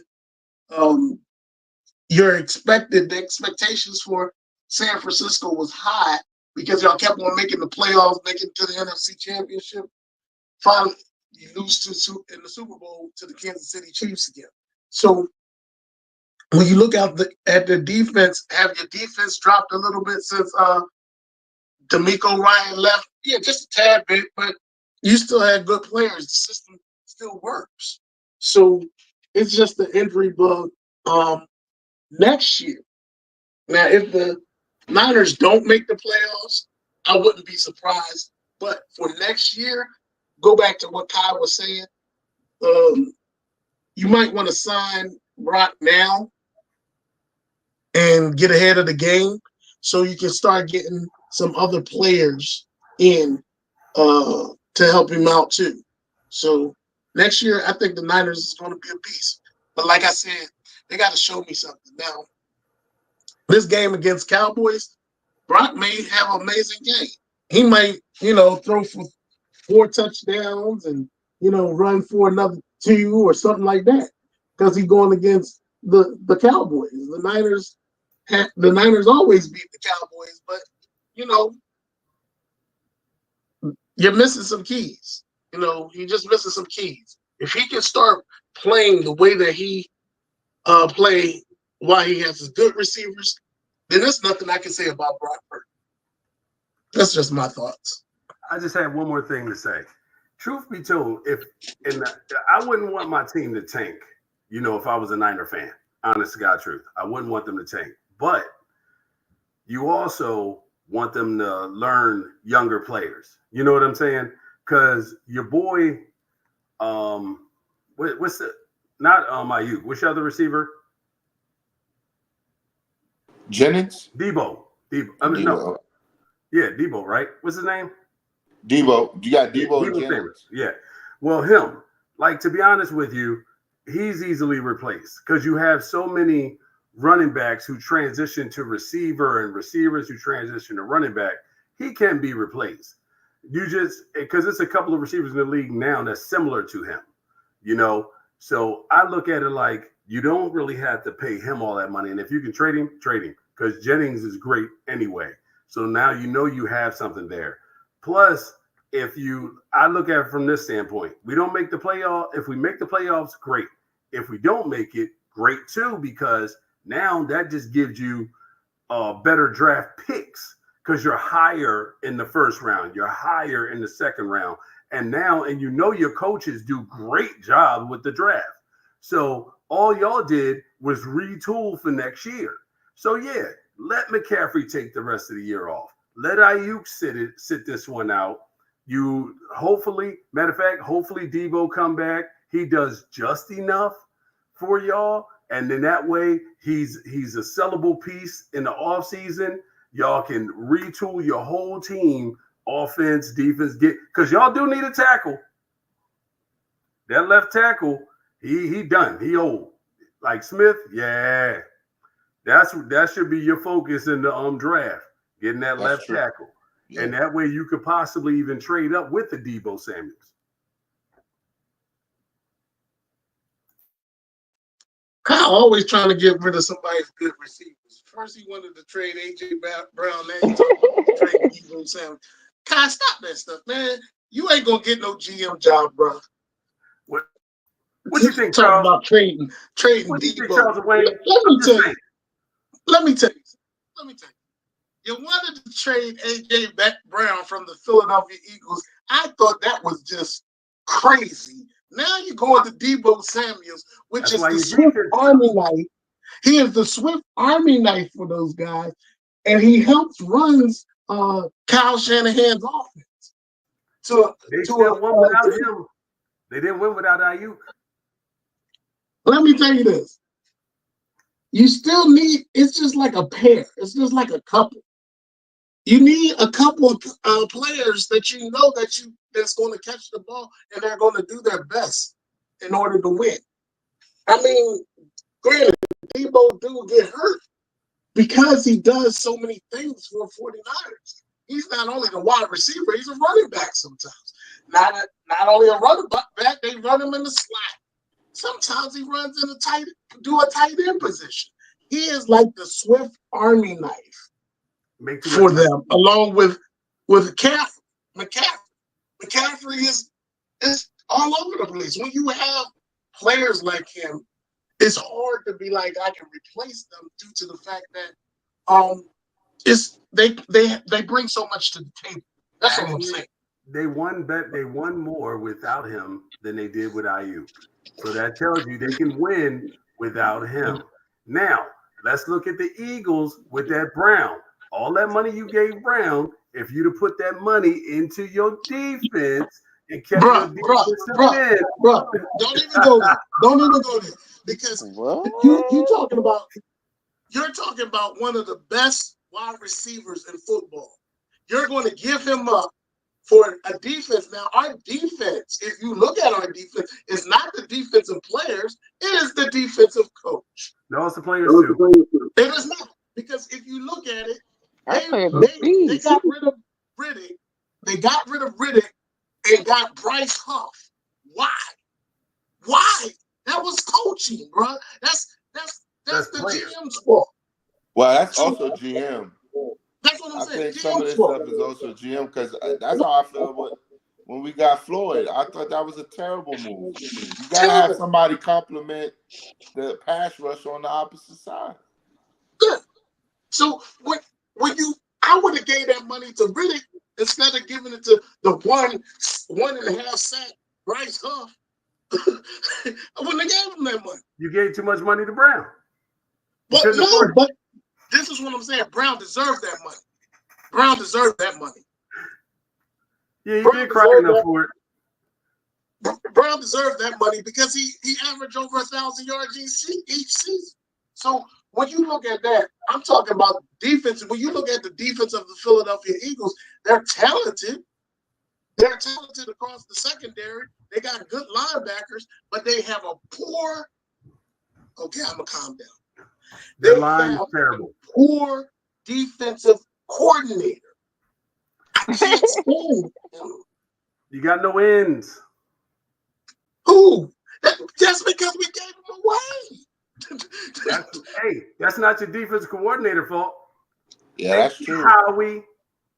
That's a management fault. It was Fangio's fault because when they said that Riddick had a meeting with Vic Fangio, and Vic Fangio said that he didn't meet his defensive style of playing because he wanted to drop Riddick into coverage. Why? Yeah, that don't make sense. Doesn't make sense. Why? Well, who hired that coach? Howie. That part. Howie. Who got rid of y'all defensive ends? Howie. Okay. I just wanted to say that. But we were talking about the state of the 49ers, you know, and I think Kai just want to trade away all the good players so he can get them next year. We good. I don't need none of those receivers. We good. Okay, talking about Riddick, trade deadline is coming up on November the 5th. Riddick already agreed to play for the Jets. Are we going to see any quarterbacks being traded for this trade deadline? Riddick agreed to play for the Jets. Yeah, he Oh did. wow. It came out when they played when they were talking about the Jets game, their last Jets game. The owner reached out and said that they're supposed to get together and sign the contract with Riddick for the Jets. Interesting. I know. He knew what he had to do because remember his trade clause was he couldn't go to an NFC team. So they're not going to trade him to an AFC team where he's going to dog y'all out. So you might as well keep him. Pretty much. So what do y'all think? Is there any quarterbacks that's going to be going in the trade? Well, I thought it would have been Russell, but he showed up in that Jets game, so I don't see him going nowhere. Nope. No.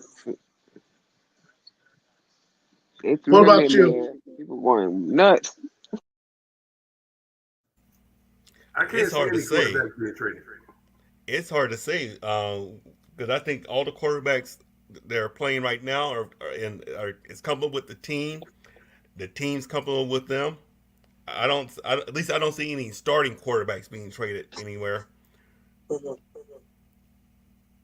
Do you think that by Russ is work playing well? Do you think that Justin Fields or Trey Lance is going to be traded? Cal? Now, I forgot I did forget about the Rams. The Rams at first I was thinking they were going to trade their boy, but when those two receivers came back, the Rams are good. But no, as it comes for Justin Fields, um, I think they're going to. I think they're going to keep Justin Fields for the simple fact that they know Russ only got maybe 1 or 2 more years left, and Justin Fields just need to be under the right coaching. Like you saw, he was doing better, but if you put him under a Russ and a good coaching, some good coaching, I think by next year, the year after, he'd be all right. Well, Would y'all being up here would in Pittsburgh, they're comfortable with Fields on with the Steelers. yeah. They're not ready to let him go yet.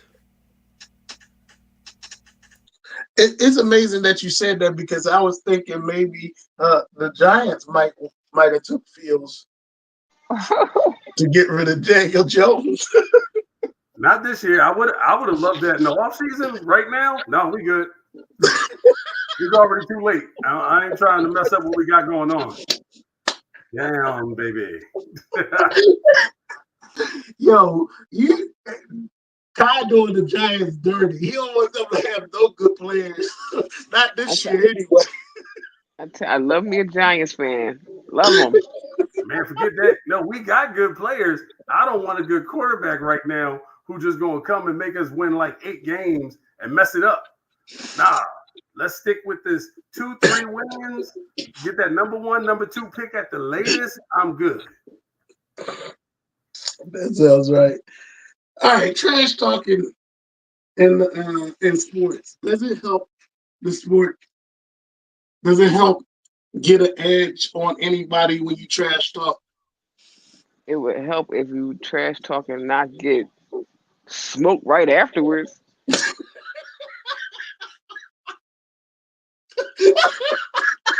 don't understand how that works. Like, I Trash remember talking has seeing. proven it has proven to be useful for certain players like Dion and Terrell and what's his name? Like a lot of the receivers. also Like Cinco. Yes, Ocho Yeah. Cinco. Yeah, like those cats. The trash talking actually worked for a lot of them, but a lot of them also learned don't talk trash against certain players because, like, even in the NBA, Exactly. people knew don't talk trash to Jordan, don't talk trash No, to they Kobe, didn't. They still did, and they found out. and every time they found out, they always had a story. I learned my lesson to keep my mouth shut to these players. Yeah. It was Well, Well, it that wasn't always only certain players. it wasn't only the players. Remember, Spike Lee talked trash to Reggie Miller, and he hit like two threes back to back to Patrick Ewing went to go beat him. Yeah, He gave him the choke sign. Yeah. yeah, because they learned. He said, "Look, don't say hey, nothing." Like, matter of fact, if you ask Spike Lee, Spike even tell you, "I never said nothing to Jordan." He knew from day one. He ain't said jack to Jordan. He knew not to talk trash to Kobe. Matter of fact, no. That one game when Kobe lit them up for 70 something. What didn't Spike Lee say something to Kobe? I Or don't know, but I yep. remember when he spoke trash to Reggie Miller. No, but he also said something to Kobe because the team wasn't doing well, and he said some talk some smack to Kobe, and Kobe lit that team up. Just don't talk trash to certain players. It works It for was New some York. players, not everybody, huh?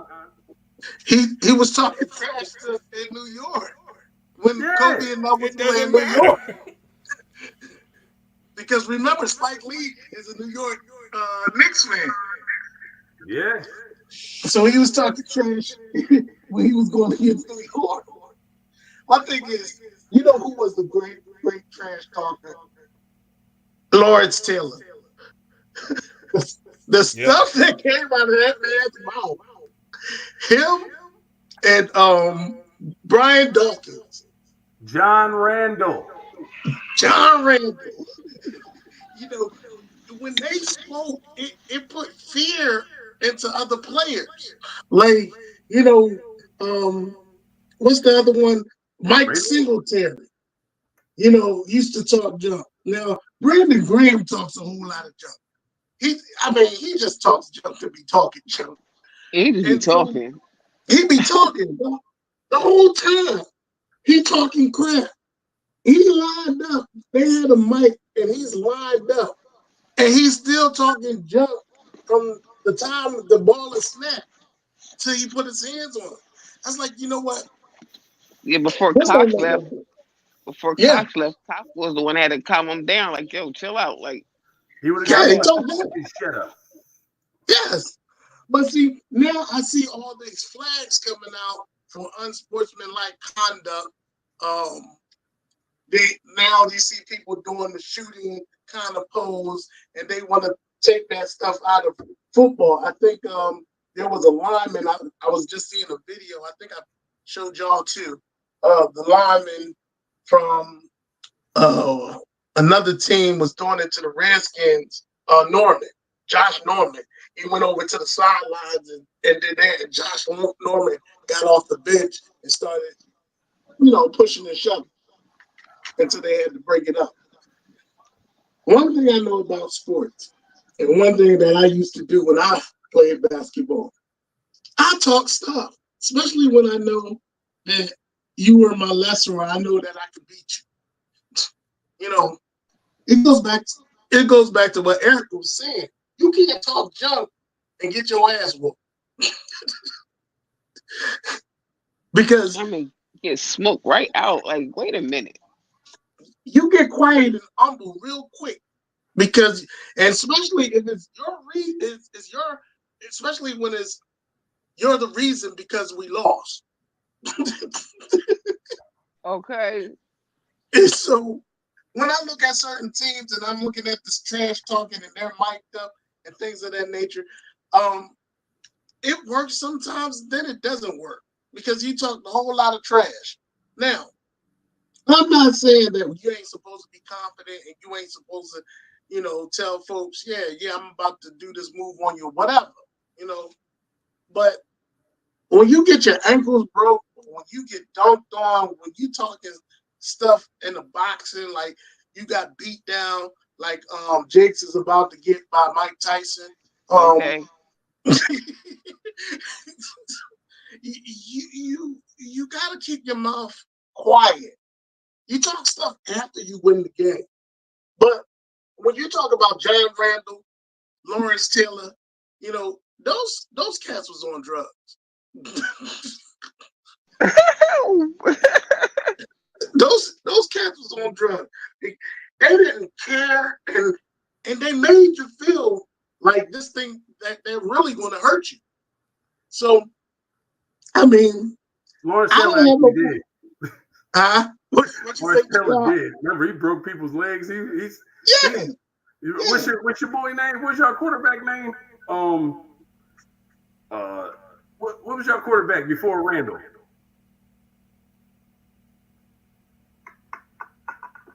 He took y'all to a Super Bowl.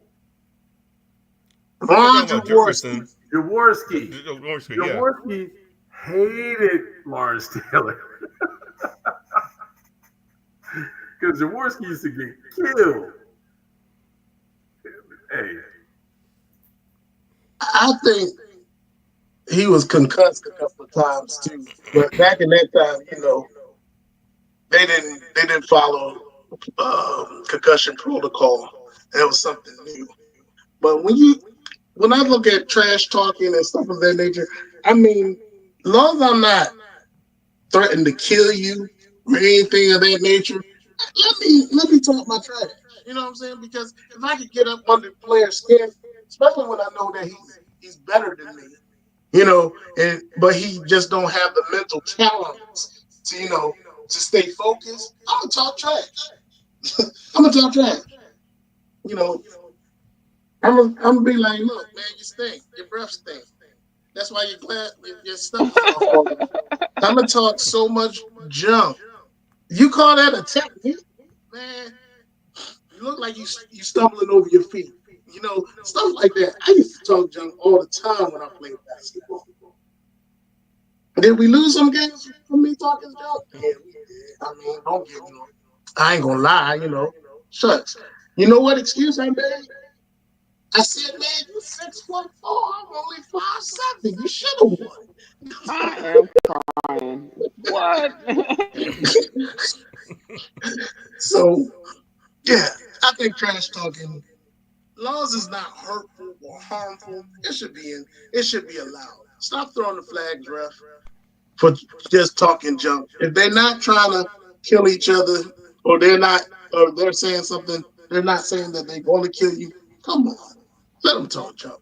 Aren't most of my friends anyway? So they just like talking to each other, like the Yep. NBA is Nah, some of them ruthless.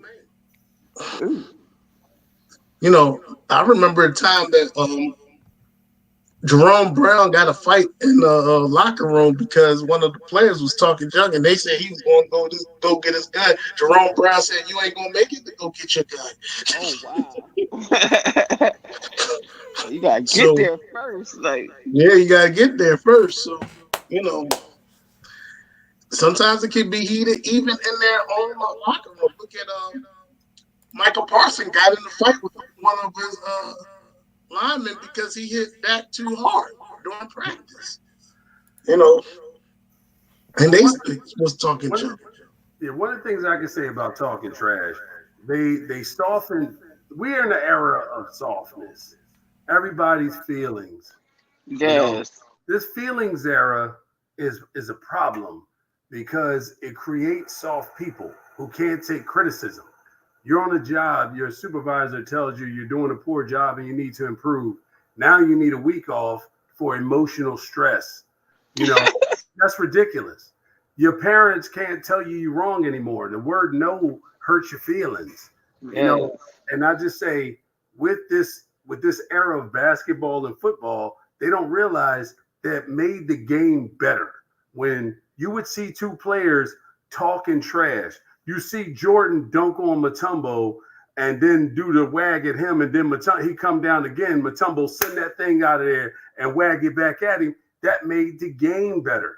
When you seen Jordan and Scott, Dominique, that that rivalry was amazing because they point at each other, look in each other's faces, say stuff to each other, and nobody was blowing the whistle and all that stuff in the NFL. Yeah, back in the day, you could walk up and yell over somebody. Now it's a flag. Come on, man. Stop taking away the fun of the game. Yep. That in itself is a part of the game. That's emotion. Most people aren't reacting and trying to really show somebody up.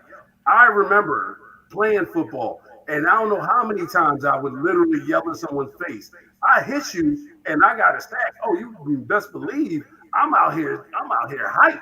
I'm screaming, and somebody look. I'm screaming. People's face got pushed, and there wasn't no flag being called because look, I'm in his face. And I'm still like, yeah. Like, even though he pushed me, I'm still like, what? And that's just part of the game. We got to take that sensitive, we got to get out of this sensitive mindset and allow, Yep. like, and I think part of it is we have too many leaders. And if we didn't have somebody who was a leader, who has a chance to be a leader, who is so sensitive and can't take criticism, unlike a woman. I ain't naming no names, you know, Him. but this woman who's running against this leader can actually take criticism and not cry about it. The way people are treating me is so unfair. Come on, man. We need real men and real women who are going to lead this country. So, all right, let me. You talk about trash talking, and you made a point. Is it really trash talking if you could back up what you're saying? Because Exactly. I know you guys been seeing all these little snippets of video when people are talking about Larry Bird and how much trash he used to talk out there, but he go out there and back it up. Yep. So trash talk is part of the game, and they should not be penalized for doing it. I mean, you can call it taunting or whatever, but it's part of the game. Either you're gonna get hyped up and you're gonna prove them wrong, or you're gonna prove them right. That's just the bottom line of it all. Exactly. That part. Well, you heard it first on FOST. We want the trash talking to stay in the game.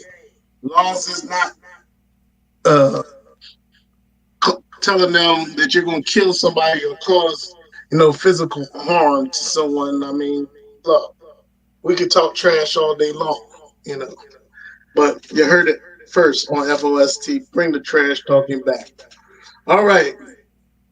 Closing remarks from each of y'all about the NFLs or NBA, and what do y'all see happening in the future? I'm gonna start it off because I don't want to be the last person.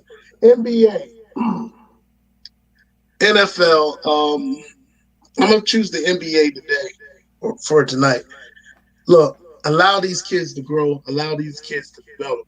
Um, there are so many different players that became great just by taking their time and developing. Some of them are. Most people are not. You're not going to get a Michael Jordan. You're not going to get a LeBron James, a Kobe Bryant, or a Shaq all the time. They have to groom themselves to be great players, and so I want the NBA to just let these young guys develop into better players before you allow the media to attack them. Just because they have great parents that played the game doesn't mean that they're going to be great, um, automatically great. You know, that is what you call needle in the haystack. You know, it's very rare that that happens. So NBA media, Charles Barkley, and y'all guys, look, I know it's a different era. I know it's a different, you know, way of playing basketball. And the ground and pound game, the 250 pound player that just used to post up don't do that no more. They just, you have to be versatile. And so when you see this type of NBA, a new different type of breed of NBA, you got to understand it evolved ever since from when the NBA started. When you talk about Wilt Chamberlain, Pistol Pete Maverick, you see those guys, it changed. The game changed and evolved. So we have to also, as players, as fans, understand that this is the new NBA and this is how they play. So to change that, to you have to change your mentality, and you can't just force these kids that comes into the NBA to be automatic stars. That's all. I'll go second. Uh, I think we, like Kyle was saying, let's just keep the game. Uh, I know we switched over to trying to be politically correct and things of that nature. And I understand, some of it may need some correcting, but let's not take the excitement of the game. And sometimes it is the harshness, but it it it, it plays its part, and it's the excitement, and that's what we all really need. Because sooner or later, you're gonna run everybody away from the sport. Because if the passion is not there, what do you really have? What makes sports is passion, you know. So I'm hoping we can still keep that. I'll go. First of all, I want to say congratulations to the New York Liberty for winning the WNBA championship. Applause to them. Yay! Applause to the the state of the WNBA. I think it was this year was like the highest ratings ever, and it's sad that the focus is on men's sports, but more attention need to be paid attention to some of these women athletes because they are phenomenal athletes and they deserve their just due, just like the men. They should get their pay should be a little bit higher than what it is right now, and if they continue to bring in the revenue, then they need to start paying them more. And with that being said, um, with all these players getting all this money and they're not proving themselves yet, and then they get injured, and then all that money, they still getting all that money and haven't done anything. So I think right now that the new players that are coming in, give them a fair contract and give them the opportunity to grow and to develop into great players. And then if they prove themselves, then give them the big lofty contracts.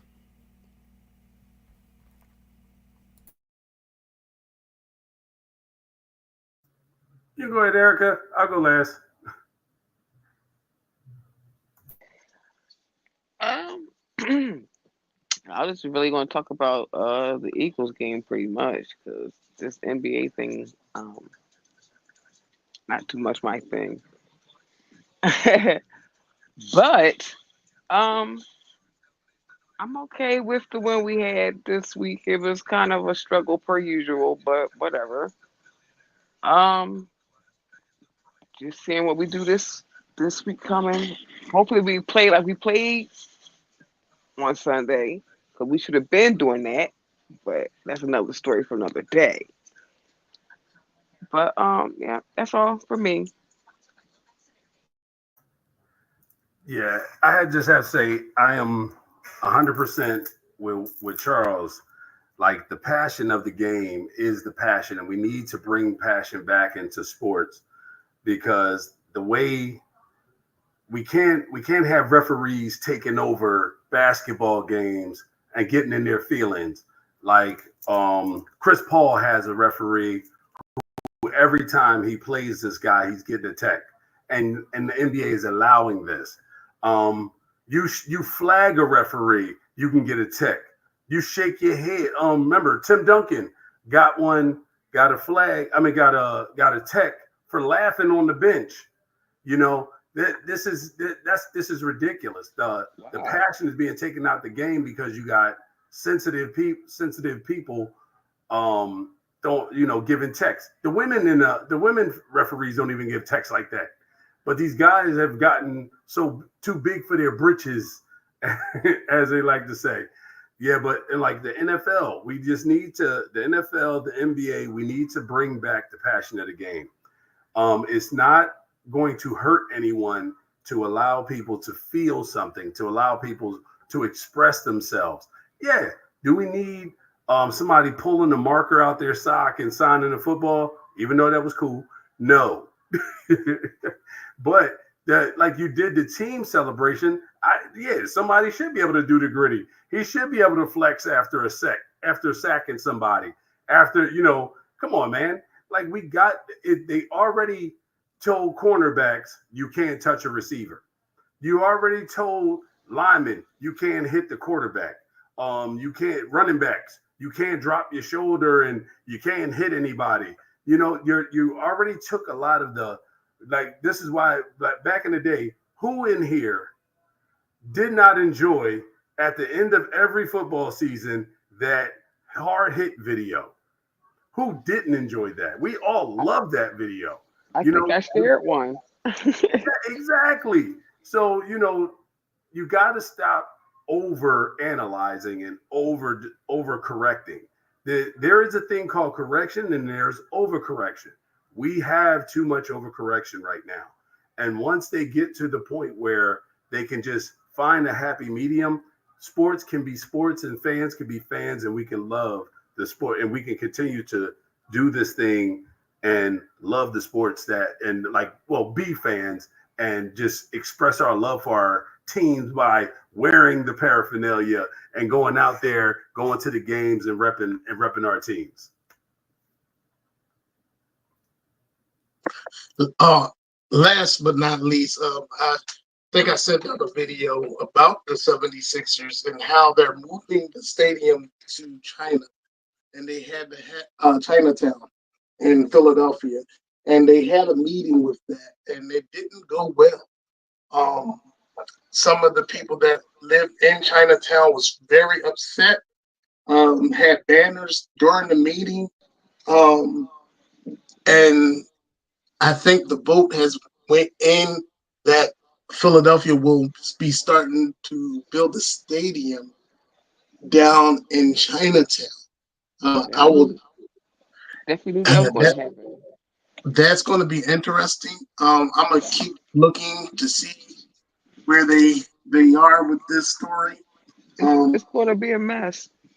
it is, especially if you're from Philly, you already know they have the Fashion Square Mall down there. Chinatown is not too far from there.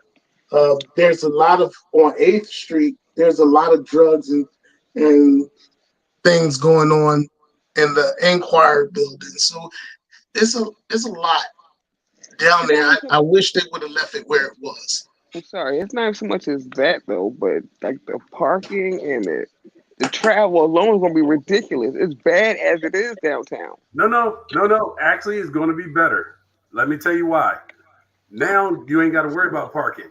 So especially for us living here in Delaware, you can jump right on the suburban train and get right off downtown, right there at the mall. I mean, yep, right there on 11th Street, walk right over. That's gonna be That's an easy drop. that's but yeah, that's cool for you. You, yeah, we have to catch what we call SEPTA here, No, that's what and I'm that's saying. not Oh, pleasant. no, you can get SEPTA is the not sub and the pleasant. L's going And to get you then right there. but see, this is another thing though. What about people that doesn't catch the bus? That they has drive. that lives out in Mount Airy that doesn't want to take public transportation because catching SEPTA is you can get Dangerous. robbed, stabbed, killed, or anything else. Hey, So the suburban train goes to Mount Airy. yeah, but I'm just saying they're not going to risk their lives. They're Yeah, going to they're want to not. drive their They're vehicle. going to want to drive, and Yeah, driving downtown already is congested and is bad. The further yeah. you go So in, is bad.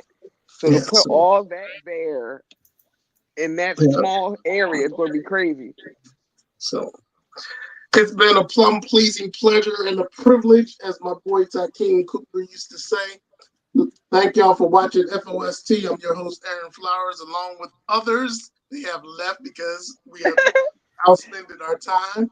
But I hope y'all enjoyed the show. Please share and be with us on next week so we can see how we done on our picks.